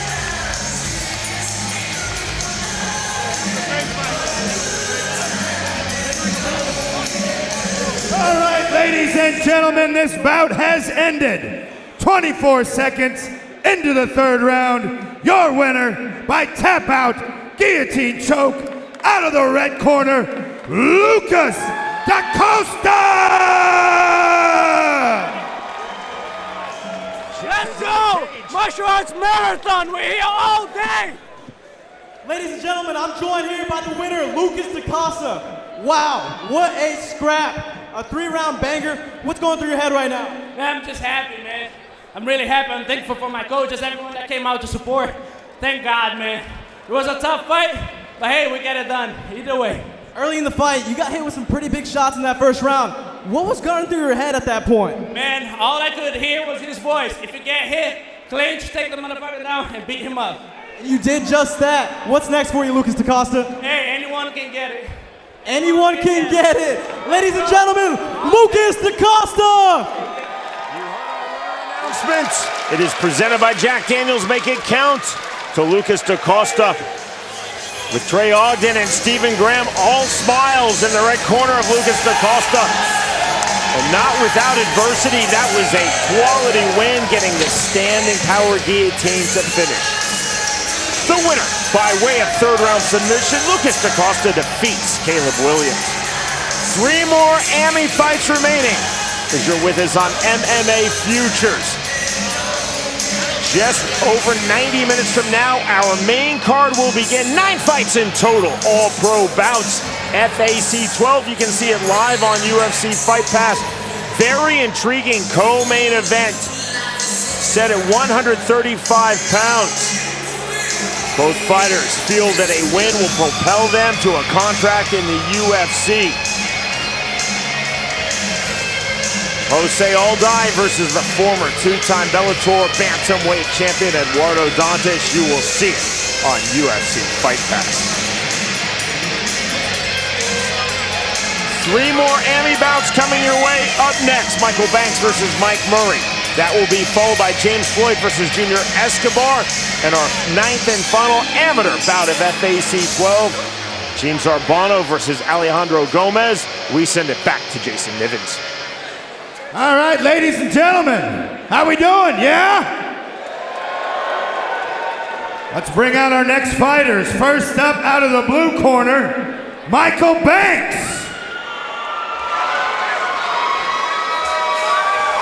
Michael Banks, 6-3 in his amateur MMA career, 6'2", 27 years old.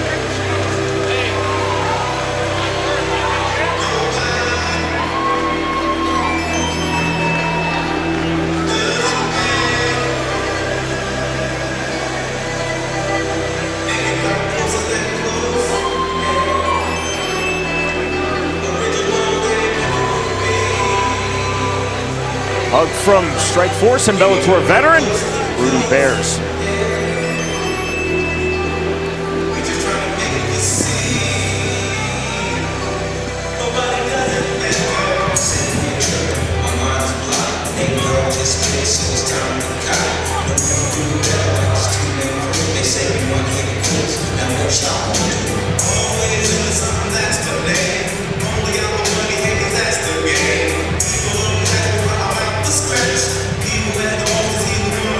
Strike one.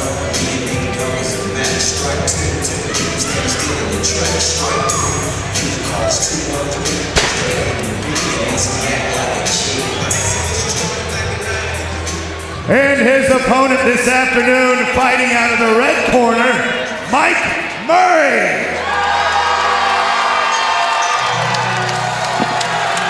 Mike Murray, 7-4 as he enters in his MMA career. 5'11", 29 years old.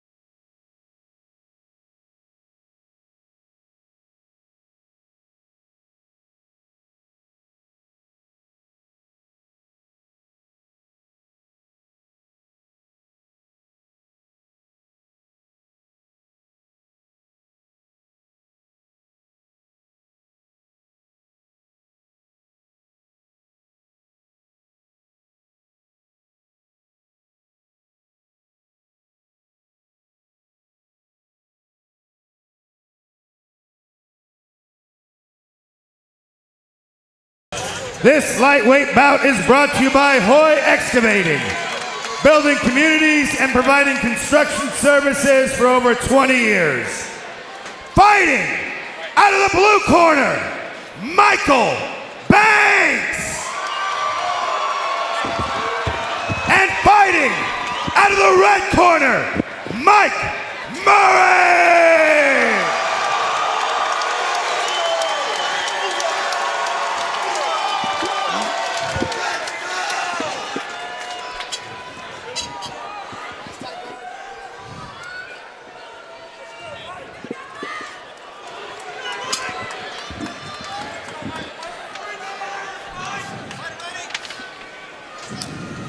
Round number one. Our fight clock is presented by Hoy Excavating. Blue trunks for Michael Banks, black trunks for Mike Murray. Murray coming forward off the left hand to the inside, looking for the takedown. Almost a close guard, jump guard, guillotine attempt for Michael Banks. Couldn't find it. Now in the close guard. Banks fishing for a body triangle, back to close guard. We've been seeing a lot of setups for the triangle today. I'm curious to see if we're going to see a triangle here. Michael Banks does have the long enough legs. Banks relatively tall for a 55 or standing 6'2". Both these guys are battle-tested amateurs. That's good to see. We've seen Murray here in the past in the FAC cage, and this is a guy that's traveled all across Iowa, and different parts of Iowa, different parts of Missouri, to find the toughest matchups, and he's really come into his own lately, and we saw that with that big takedown, avoids the guillotine, his head pops right out. Now applying good top pressure here. Banks doing the same. You know, he's on bottom. He's active on bottom. Even though Murray has the dominant position, Banks is not just laying there accepting it. He's touching. He's opening his guard, trying to find a different position to get the sweep or get the opening. You just saw a moment ago Banks going for body triangle from the bottom back to conventional closed guard, opening his guard, but very active. It seemed like he had that thought, right? Let's close up body triangle, maybe try to hope for a stand-up, but in 3-round amateur fights, that's not something you want to hope for. You want to be looking to get up or be active off your back, throw up sub attempts. Right now, Mike Murray's doing a good job of fighting these sub attempts, right? Not letting him get the posture he needs for the triangle. You're seeing positional dominance right now from Mike Murray. Steps right over to half guard. And he's got Very the arm methodical. track. You're not seeing many strikes, a few hammer fists, no sub attempts, but now the step indeed in the half guard for Mike Murray, now the left hand. As we're watching these fights start to progress, with the amateur ranks. So you're watching here, they're starting to get more positional sound. They're starting to get more calm and collective when they're in these positions before they start attacking. What I see Banks doing here that I don't necessarily agree with or like is that he's hanging on the head. That's holding Murray on top of him versus looking to get up. And Murray trying to take the back now. It makes it easy for this to happen. Looking rear naked choke. Referee Robert Hastings stepping in for a closer look. And there is the tight body triangle held by Mike Murray. It looks under to the neck. A lot of squeeze. That looks tight. Good hand fighting by, but immediately sinks in again. Switch of hands, trying to axe through now is Mike Murray and looking to finish. 25 seconds remaining, round Good number job one. of Banks of fighting the non-choking hand, right? It's actually what we call the choking hand because that's the one that locks up on the bicep and applies most pressure. Good turn now from Michael Banks in the top position. Open guard for Mike Murray. Final seconds, round number one. Sitting through, looking head and arm choke now is Michael Banks. Oh, wow. Beautiful transition right there. Final seconds, round number one. The turn from Mike Murray, and that is the end of the opening round. Seems to be a cut on Mike Murray's head. Not sure where that's coming from. If that's on the hairline. I don't know. He did not look too good getting up right there. But Mike Murray did a good job to get this takedown, take it to the ground, and just stay on top and get positional advantage. But Banks did an amazing job defending the rear naked choke and then reversing the position, getting on top. What I thought was super impressive is as Michael Murray went for the guillotine, Banks trapped that arm, went on the outside, slid to side mount, and went right into the head and arm choke. I think he held on enough to where it tired out Murray or scared him because getting up did not look good for him. Yeah, Julian, it was a very high-paced first round. I'm excited to see how they come out in the second.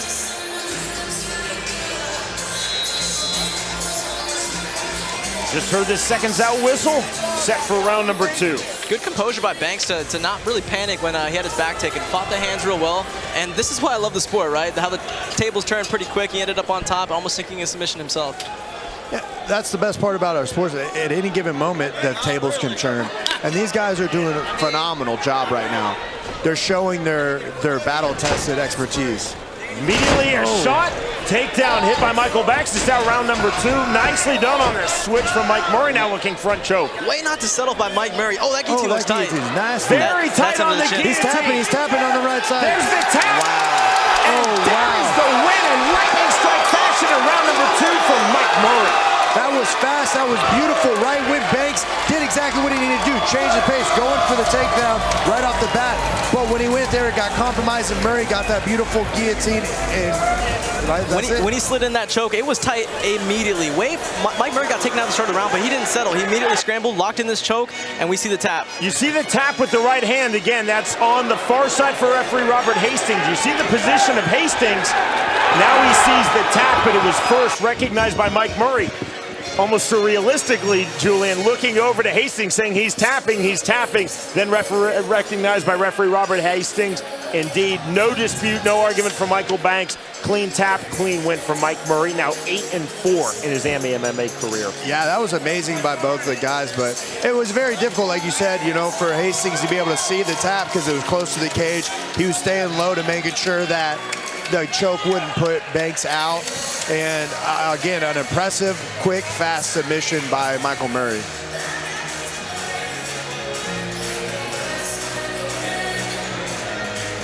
Again, a reminder, 2 more AMI bouts to come. And then in just over 1 hour, 20 minutes from now, our main card will begin. FAC 12, 9 bouts in total.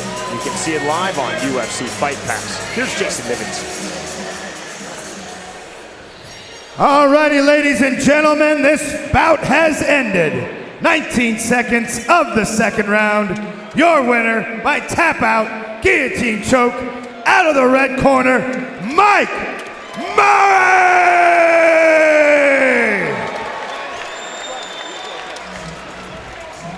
We send it to Jeff in the cage. Ladies and gentlemen, I'm joined here by Mike Murray. Wow, that first round, very high pace. You came out ready to put the pressure on him. Easy takedown at the start. Towards the end of the round, tables turned a little bit. What was going through your head? I couldn't get the finish. Got a little frustrated. Obviously, should have done better at settling, things like that. Listen to my coaches, but we'll do better next fight. That didn't matter because in the second round, he went for a takedown attempt, you scrambled up, locked in a nasty guillotine. It was tight immediately. What was running through your head when you locked out that guillotine? Did you know it was tight?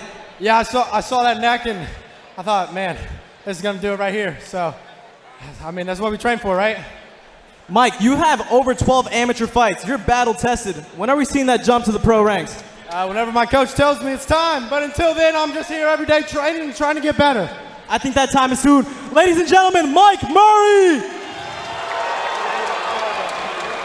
Man, again, what an impressive performance by Mike Murray. I thought that submission was slick, it was quick, and he went in there to make sure he finishes the fight. All the amateurs are coming out here tonight. They're coming out to make sure that they put on a show for Gable Dom Arena, for the FAC fans. We have, I can't even tell you how many people. This place is packed from head to toe, and all these fans are invested, and these guys are putting on an impressive show tonight. The winner by way of second round submission, Mike Murray defeats Michael Banks. MyBookie.ag is the official betting partner of MMA Futures. Log on to MyBookie.ag and sign up with the code MMAFUT to get double your first deposit. You can also scan the QR code on your screen.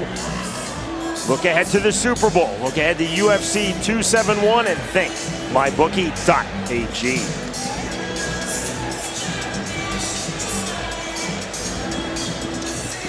We're at Cable Dome Arena in Independence, Missouri with the Cuban Missile Crisis, Julian Marquez, Jeff Molina, I'm Sean Wheelock. Dana White is in attendance for FAC 12. 9 fights are headed your way.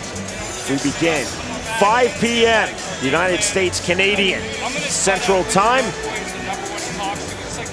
Just under 1 hour, 20 minutes from now, you can watch it live on UFC Fightpass. You're with us on MMA Futures, MMAFutures.com, MMA Futures YouTube channel for our amateur bouts. We're through 7. It's been an afternoon of finishes. Still to come, James Floyd versus Junior Escobar in our final AMI bout. James Zarbano versus Alejandro Gomez. To start, bout number 8 on the AMI card, we send it back to Jason Nivens. All right, Cable Dome Arena, time to bring out a couple of featherweights. First up, out of the blue corner, James Floyd.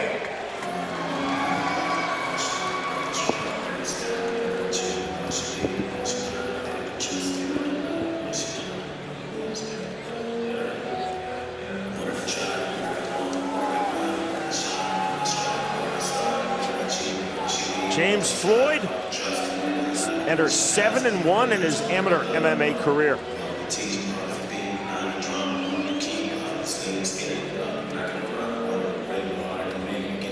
Five foot 4, 30 years old.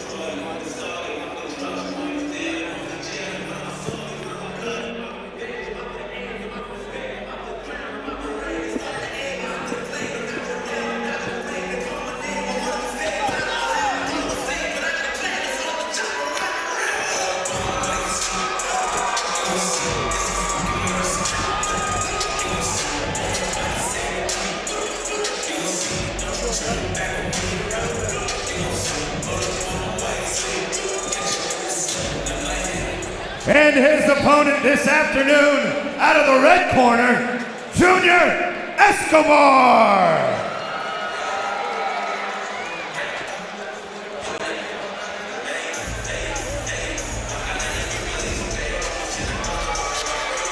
Junior Escobar, 7-2 in his AMI MMA career. 6 foot tall, 22 years old.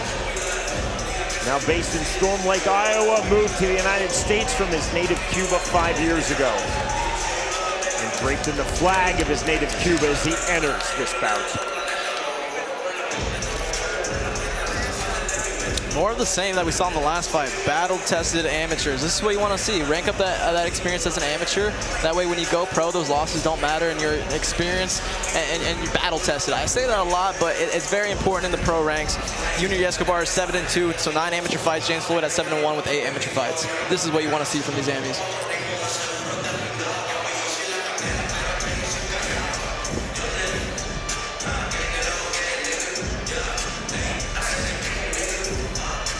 Escobar actually came into our gym recently for 2 days, and he was here filming, so he was able to spar with us. And when I watched him spar, this kid throws heavy, he throws hard, and he's always looking for the finish. Being a fellow Cuban, I know for a fact that he's there working on his boxing and loving his boxing. I would love to see how the wrestling would go. I'm wondering if Floyd is going to come out there and expose the wrestling and go from there. Featherweights, James Floyd versus Junior Escobar. Our tale of the tape is presented by Dream Machines. Here we got Junior Escobar at 22 years young, 8 years younger than Floyd. Escobar will have the 3-inch reach advantage. This featherweight bout is brought to you by Dream Machines, the leader of on or off-road fun, Missouri's #1 Polaris dealership.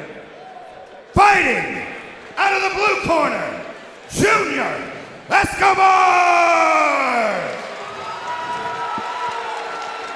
And fighting out of the red corner, James Floyd!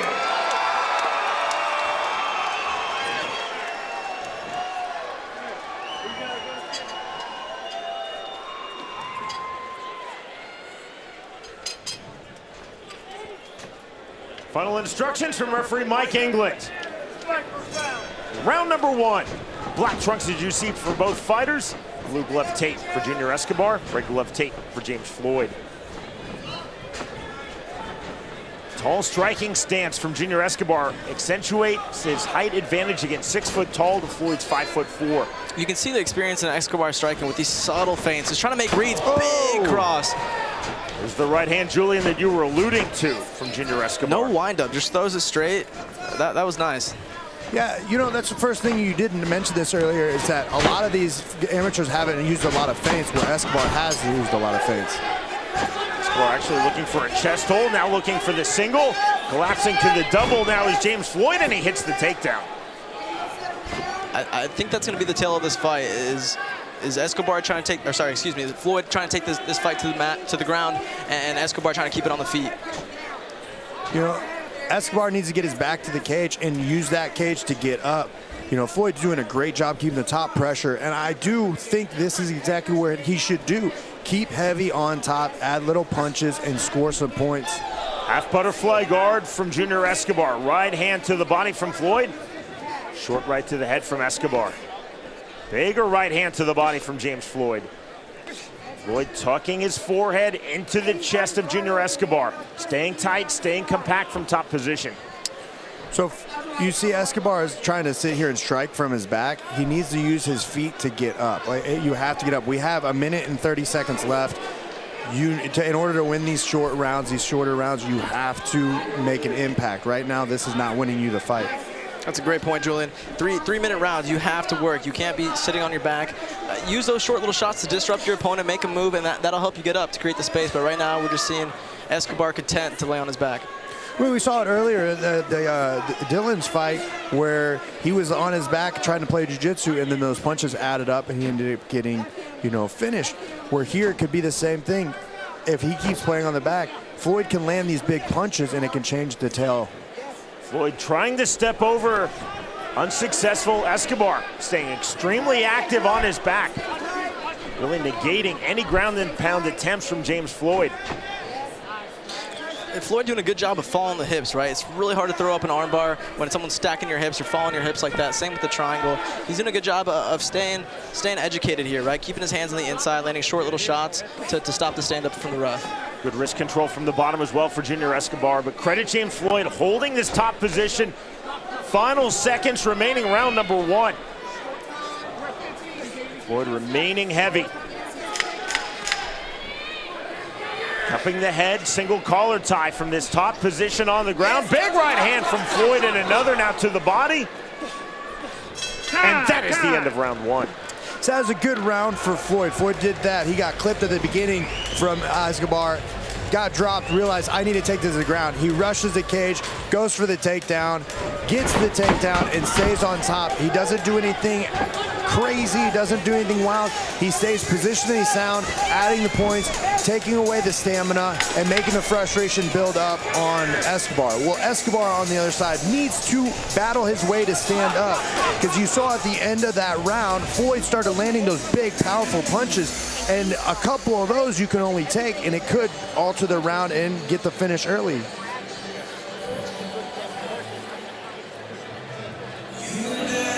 Jacob Thrall in the corner of James Floyd. Shannon Woodward.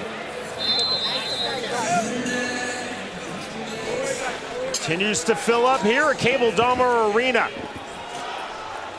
70 minutes from now, our main card begins. FAC 12 live on UFC Fightpass.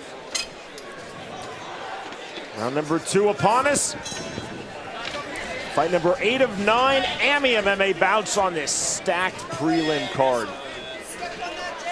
7-2 Junior Escobar versus 7-1 James Floyd. Escobar pulling the kickback. Floyd doing good. You can tell he's trying to close the distance for this takedown. Good knee from Escobar and another. Right knee, then the left knee. Driving pressure from Floyd. Looking for the takedown. Escobar is needing to pull that head up. Floyd, he's going for a Kimura trap, which is going to let him be allowed him to get lifted as he is right now and slammed. Losing the Kimura grip is Escobar. Well done on the takedown from James Floyd. This is where Escobar needs to just belly down and try to stand up. Right now, going to your back is the last thing you need to do, because as you see, Floyd is real good on top, real good at keeping this position, and he's using his head pressure phenomenally. That keeps Floyd at bay, or keeps Escobar at bay. And if I'm Floyd, this is exactly where I want the fight to be. We hear fighters a lot talk about the path of least resistance. Right now, this is the path of least resistance. He doesn't want to be on the feet with Escobar, a dangerous striker. And in the first round, didn't have any problem just remaining in his guard the whole fight and doing work. But here we see Escobar. Triangle now is Junior Escobar. It's not tight quite yet. He's doing a good job of stacking, but he might switch to an armbar here, as we saw earlier, and that can get tight very, very fast, as we saw with that dislocated elbow. Jeff, indeed, you see the grip of Junior Escobar looking to straighten out the arm of James breaking Floyd. The posture now. Looking for the slam. Again, the slam from James Floyd. The armbar is there. The armbar's tight. Really tight. Referee Mike England stepping in. A closer look. Armbar again, full extension. Oh, headbutt right there. Causing a small gash over Escobar's right eye. I think they collided heads there on the slam as they came down. Yeah, they definitely did. Non-intentional, but... Indeed, non-intentional. Inadvertent clash of heads, but you see that deep cut over Escobar's right brow. In a situation like that, where obviously a headbutt is illegal in MMA, not intentional, of course, does the referee tell the judges that was from a headbutt, an intentional headbutt, Sean? It certainly should, Jeff. That's a great point. Mike England should go, if we get to the end of round number 2, to all 3 judges individually and say the cut was from an unintentional clash of heads. James Floyd doing very good with his top game positional control. Knee through, deeper into the half guard. Defensive grip on the bottom from Junior Escobar. Floyd has largely negated the striking of Escobar to this point in the fight, with 15 seconds remaining round number 2. Floyd continues to stay heavy.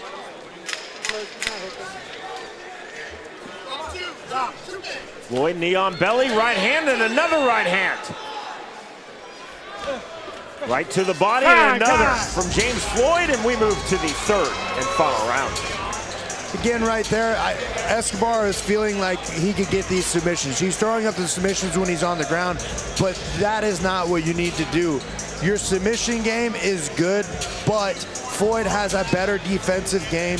and he's just staying compact the whole time. It's very difficult to do that. As you see, whenever he gets slammed right here, the whole entire objective for Floyd is to stay on top and stay in a good position. He's not opening up until the last 10 seconds. So Escobar needs to put belly down and stand up. Who cares if you give up the back? There's many times that we give up our back in MMA, in the practice room, to get out of it. It's very tough to get submitted on the back. Now, I'm not saying it isn't tough to get, I'm not saying it's like you're never going to, but it's easier for you to defend that, where right here, we need to see him do something if he gets taken down. Yeah, Joe, what you're saying is it's a known position, right? We get our back taken every day in the gym. Sometimes we start in that position. So obviously he has no answer off his back. So try something. Try something like giving up your back to try to get up, right? Because right now he has no answer for Floyd's top pressure, and it's a clear 2-0 for Floyd. Just being able to dominate on top with no answer from Escobar. Sporting touch of hands, third and final round. Escobar needs to start letting those hands go. Just you're right now, you're down 2 rounds, and you got to get a finish. Yeah, he's got nothing to lose here, right? He's down 2. A loss is a loss, whether it's by knockout or submission. Big uppercut.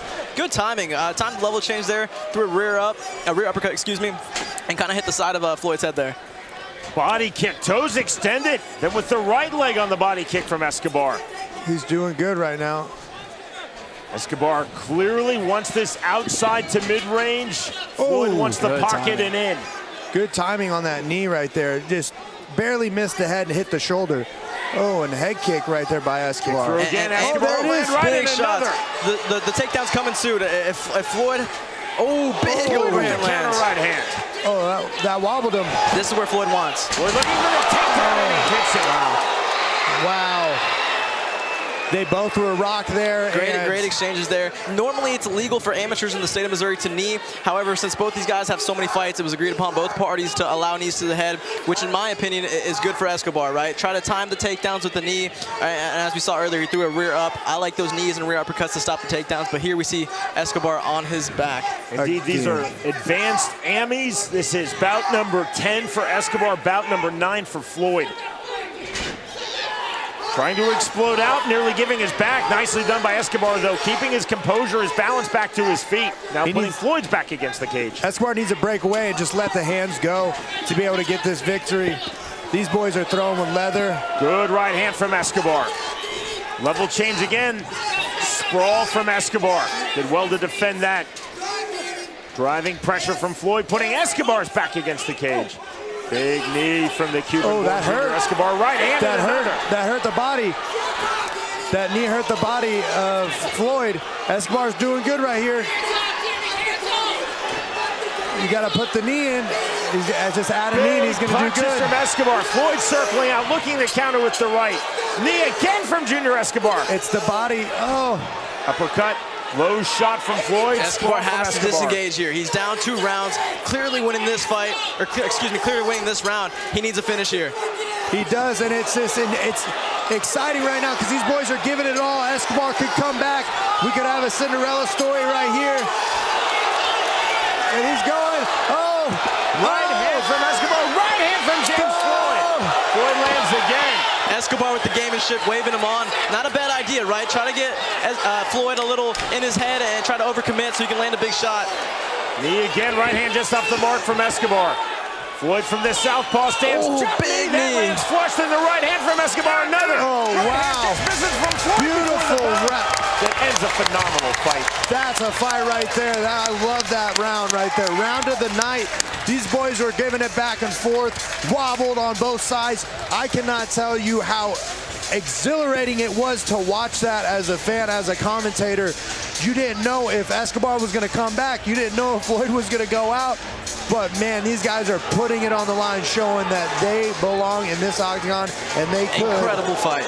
Incredible fight. And these exchanges, they're both landing. We saw earlier in the round, Escobar landed a big right hook that we just saw there. Floyd landed a big hook. Escobar responds with the knee. And the fatigue's just setting in for Floyd, right? He carries a lot of muscle, was using a lot of wrestling. That gets you tired. And we saw in the 3rd round, Escobar pick it up like he had to and make it a compelling fight. Our fight replays are presented by Major PAC. Would you have scored that last round? That last round was pretty even, right? It was a 10-9, whoever won that round?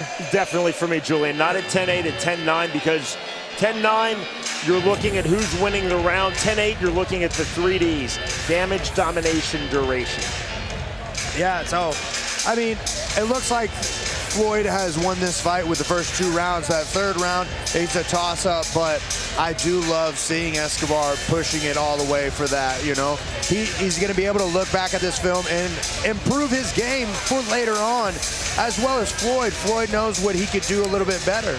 Regardless of the outcome of this fight, both Junior Escobar, James Floyd giving a very good account of themselves. That's what I came to do. We're set for our winner announcement. It is presented by Jack Daniels. Make it count. Here's Jason Nivens. All right, Kansas City, let's give it up for these 2 fighters once again. Going the distance, giving you some blood. Judge Geary scores the bout 30-27 in favor of Escobar.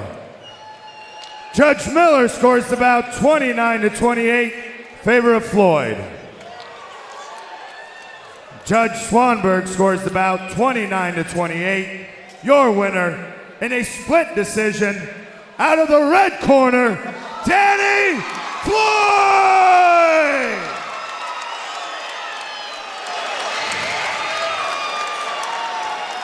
Split decision. Interesting that the dissenting judge, Henry Geary, seeing it 3-0 for Junior Escobar. James Floyd Ladies and getting gentlemen, 2 I'm rounds here to 1. joined by James Floyd. Look at the 2 What a judges. war. He's with Jeff in the cage. What a war!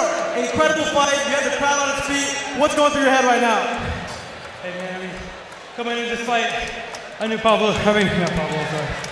was going to be one hell of a fight. You know what I mean? And I love the challenges. So, I mean, he probably was more than expected. And it just shows me that you constantly have to improve in this game. So much respect to him.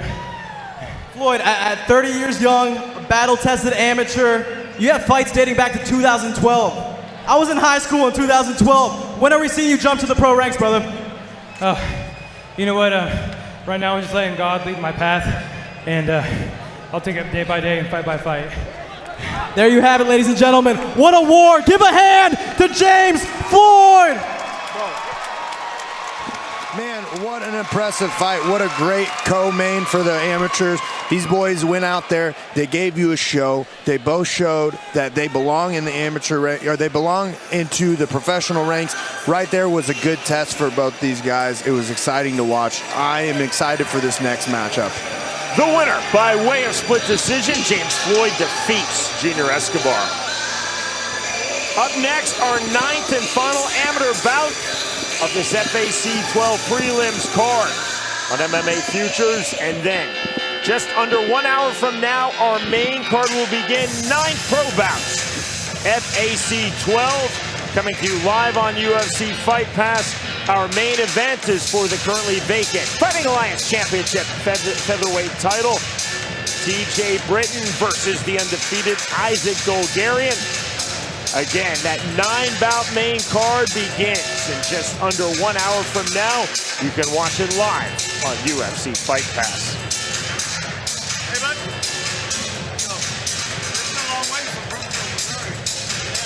It continues to fill up here at Cable Dahmer Arena. We're in Independence, Missouri, just east of downtown Kansas City. The Amis have delivered to the 9th and final amateur bout. We send it back to Jason Nivens. All right, ladies and gentlemen, one more fight before intermission. You got it in ya? Let's do this. Your first fighter out of the blue corner, Gene Zarbano.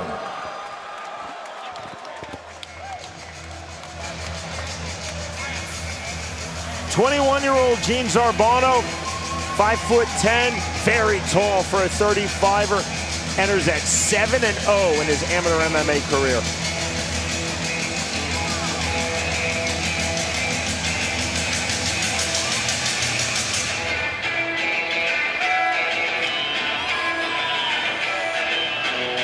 Gene Zarbano was 7-0 with 6 of his wins coming by way of armbar. He might have a good armbar. Yeah, I think he would have a good armbar by those stats right there. It's 100% finish by armbar.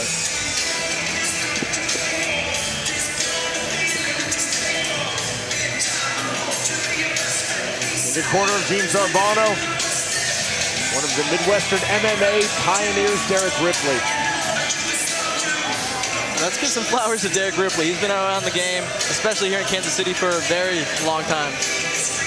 Derek Ripley fought on the very first MMA card that I ever commentated 17 years ago. Wow. Oh, wow. And by the way, when I was talking to Floyd earlier and I said he's been fighting since I was in high school, I meant he's been fighting for a very long time, very experienced. It was not a dig at him being a little older. And his opponent this afternoon, fighting out of the red corner, Alejandro Gomez.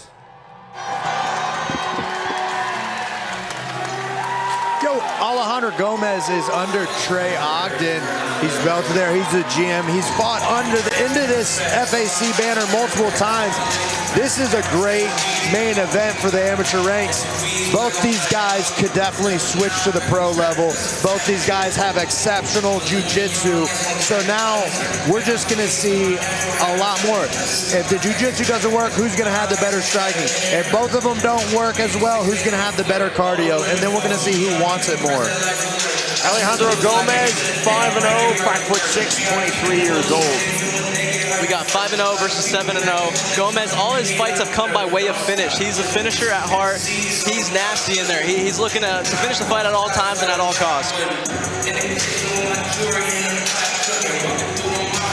Well, as they say, somebody has got to go. Is that what they say? I don't know who started that one, but I mean, it's a good little flow. It makes sense. I was trying to rhyme there. Yeah. Spit some bars. In the bantamweight division, Gene Zarbano versus Alejandro Gomez. Our tale of the tape is presented by Kickoff. Alejandro Gomez is 3 years the elder, and the weight difference is Alejandro Gomez is going to be a couple pounds more, but the height and the reach are going to be identical or close. Back we go to Jason Nimitz. This bantam bout is brought to you by Tentmaster, helping all the good people of Kansas City do it in the dark for over 30 years. Fighting out of the blue corner, Gene Zarbano!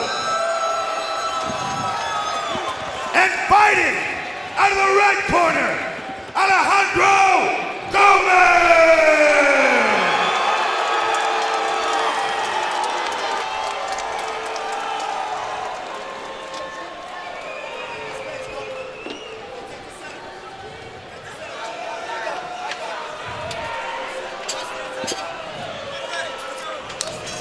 Round number one. Black and gray trunks for Gene Zarbano. Black and gold trunks. I am very excited for this fight. Two promising prospects, both very young in age, at 21 and 24 years old.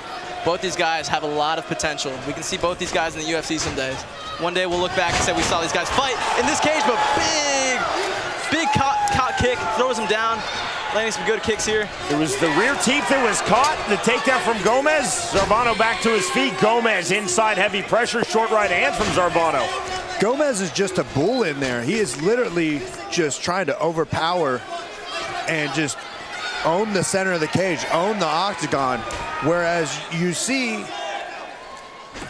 We saw Gomi disengage on the grappling there. Good call, right? We see Gene Zarbano has 6 wins, 6 out of 7 of his wins by armbar.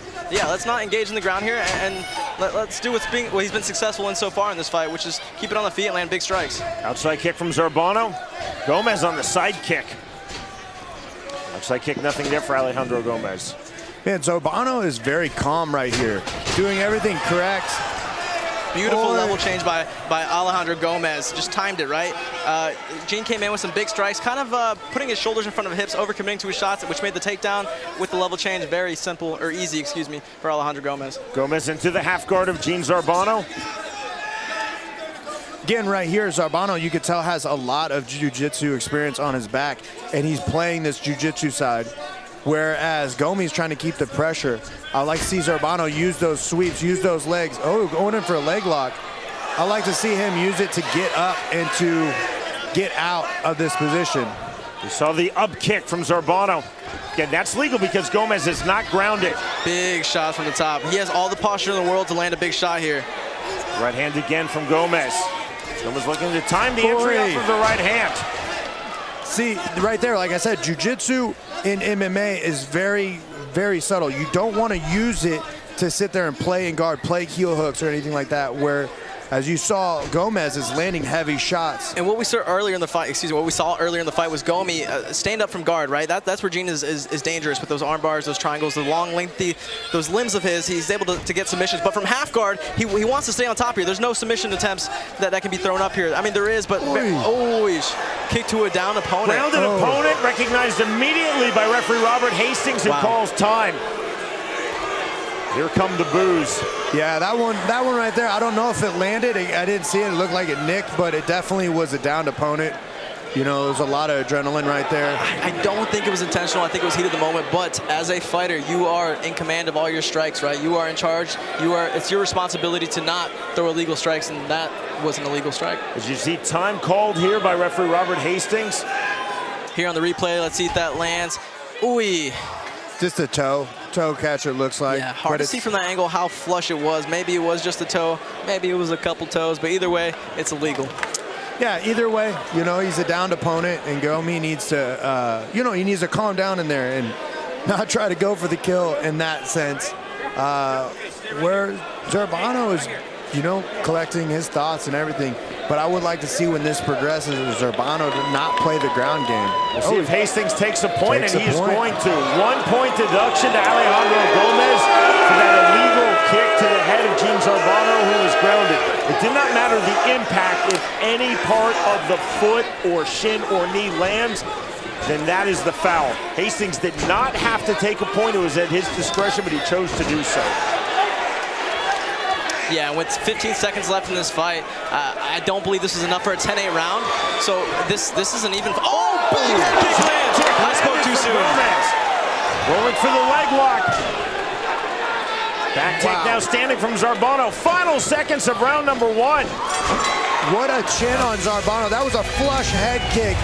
You know, right there, it is an even round because of the point deduction by Gomi and that legal head kick. But he's doing a great job, Gomi. When he gets down, he's staying out of positions to get the arm lock or the arm bar. He's staying heavy.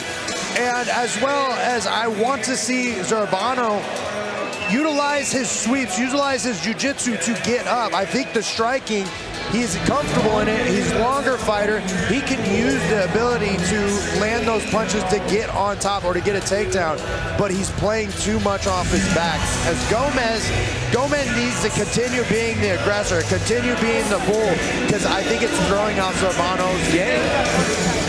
Yeah, I agree 100%, Julian. I'm interested to see what adjustments Gene makes here in this next round. He got a takedown towards the end of the round, and he was successful with that takedown. Let's see if he tries to incorporate more of that wrestling.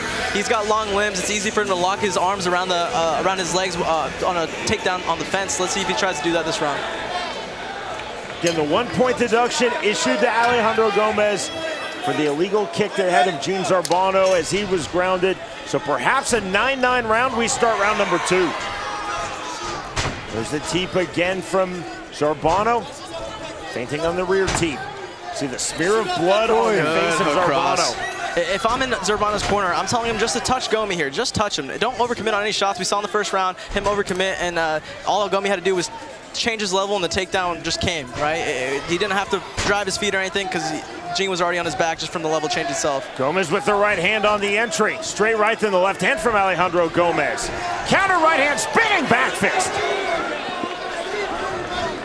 Spinning back kick. There's the flash, the creativity from Gomez, and now the shot from Zarbano.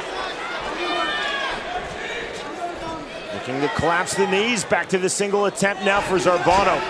Gomez is doing a good job by using that guillotine that he has to set up to prevent the takedown and create the space, instead of going for the guillotine as a submission. Gene needs to get off his knees here. He's not going to finish a takedown on his knees like he just did now. He got back up to his feet. He needs to choose whether he wants head inside or head outside and run the pipe here. Hammer fist now from Gomez. Rights to the body. Zarbano tenaciously still driving through with the single. Triangling his legs through is Alejandro reverse crucifix Gomez. Going right now. Looking for the crucifix. Let's see if he jumps roll over. Through. Yeah, he's trying to roll over. That fence might block him there. Looking for a rolling back crucifix. There's the creativity from Alejandro Gomez. Gomez has looks like a Kimura setup right now. No. Oh, wow. Of the Kimura and the win for Alejandro Gomez. Julian, you saw this setup.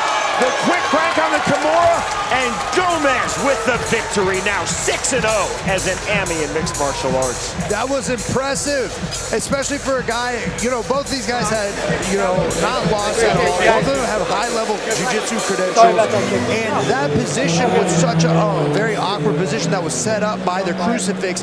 As he went over, he went for the triangle, but grabbed the Kimura lock. We didn't have the best angle from where we were sitting, so we couldn't really tell if it was tight. I believe he locked him up with his legs, making him immobile, hard to move, and then he was able to get this Kimura. Let's see. He's got the Kimura right there, and he pulled it out. Yeah, oh, it's an arm lock, straight arm lock. Yeah, that's tight. And notice, Gomi was using his left leg to control his posture, making it very hard for Gene to posture up, right? And that's how he finished that Kimura. Yeah, man, that was impressive. That was something that most people don't see there. When you go for that Kimura and you switch it over to that straight arm lock, the reverse arm lock, that was a lot of pressure, and congrats to Gomi. Our winner announcement is presented by Jack Daniels. Make it count. Here's Jason Nivens. All right, ladies and gentlemen, this bout has ended 1 minute and 40 seconds of the second round. Your winner by tap out, armbar, out of the red corner, Alejandro Gomez! Two extremely talented young AMI 35ers. 21-year-old Gene Zarbano and the victor 23-year-old Alejandro Gomez. Ladies and gentlemen, I'm joined by Alejandro Gomez. What a fight, man. What a performance. It's been one-way traffic in all your fights. Today you tested yourself against a 7-0 amateur and made it look easy. What was running through your head today? You know, every time I fight in here, I try to be as active as possible. And every time I get more normal, and this one just felt like a sparring round. I knew there was bigger repercussions, but you know, life has been pretty shitty lately, and I'm just really grateful to come and do this. Martial arts has been keeping my sanity. We love to hear that. In that first round, an unintentional head kick to a downed opponent. What was going through your head after that point deduction? Well, I was trying to time him coming up. I was a little early on it. I felt really bad, but you know, that's the game. I felt really bad. If they would have DQ'd me, I would have just moved on to the next fight. That's the mentality to have. Still undefeated. What's next for you, boss? More 135 fights. I want to move down to 125 before going pro. That's my natural weight class. I don't really cut weight for these 135 fights, so. Keep this man away from me. Alejandro Gomez, ladies and gentlemen. Julian, 9 AMI bouts, 7 finishes, some slick submissions, and extremely slick in our final AMI bout of the night. Well done from Alejandro Gomez. The entanglement to Kimura, to the straight armbar, to the tap. Man, it was such a beautiful display of jiu-jitsu, but it was a jiu-jitsu on a top powerful position. He wasn't playing off his back. Now it does work, and I do, if you have the jiu-jitsu, use it, but if you cannot get the submission within a couple seconds, 10 seconds, use that to get you up and stand up. That's how my beliefs are. But this whole entire night, at the beginning, from the amateur fights to the last one, is giving you a foreshadow of what we have to expect on the UFC Fightpass professional card. These people are coming here to put on a show. They're here to get finishes. They're here to look slick. They're here to make the crowd go wild. And that is what I'm excited for when we have this professional bout coming up. In our final amateur fight of the prelim card, the winner by way of second round submission, Alejandro Gomez defeats Gene Zarbano. Top of the hour, our main card will begin. You can watch it live worldwide in its entirety on UFC Fight Pass. Also, we will have a free view for you of Fighting Alliance Championship 12. This is the opening 3 main card bouts. You can watch it on UFC's various social media channels, including Facebook, YouTube, Twitch, and TikTok. Again, that's bouts 1, 2, and 3 of the pro card beginning top of the hour. And then the only way to watch bout number 4 through the main event, 9 bouts in total, is on UFC Fight Pass. You can sign up now and receive half off for a full year at UFCFightpass.com/signup. Intermission time as we count down to the top of the hour, where we will see you live on UFC Fight Pass. Coming up, 9 pro bouts in total. We will open Christina Chris versus Elle Wegman, women's 105-pounders. David Evans versus Gage Young at 145. Welterweights, Jordan Donay versus Zach Scroggin. Ken Beverly versus Marshall Kemp at 155 pounds, staying in the lightweight division. Chris Lencioni versus Don Shanis. At 185 pounds, Joel Bowman versus Josh Friend. Welterweight, Zach Busha versus Mikey England. Our co-main event in the bantamweight division, Jose Alday versus Eduardo Dantas. And our main event, set for 5 rounds at stake, the currently vacant FAC featherweight strap, TJ Britton versus Isaac Dolgarian. Again, bouts 1, 2, and 3 on UFC Fightpass, as well as our free view across UFC's various social media channels, including Facebook, YouTube, Twitch, and TikTok. And beginning with bout number 4, the only way to watch FAC 12 is live worldwide on UFC Fightpass. It is going to be jam-packed here at Cable Dahmer Arena in Independence, Missouri, as we are just east of downtown Kansas City. Dana White will be in attendance. This is the biggest card in the brief history of what has become the premier MMA promotion across the American Midwest, Fighting Alliance Championship. Jeff Molina, Julian Marquez, and myself, Sean Wheelock, will see you top of the hour for FAC 12 live on UFC Fight Pass. All right, ladies and gentlemen, it's time for intermission. Just a couple of things. Jack Daniels Bar is having tastings at the bar, as well as Suite 13 and 14. There's limited edition FAC merchandise To check out, I want to thank once again some of our sponsors: RMAC Roll-Off Dumpsters, Longboards, Wraps and Bowls, Hard Knocks Off-Road, Tasty Unicorn, Wide Open Lifestyle Magazine, Revelation Tattoos,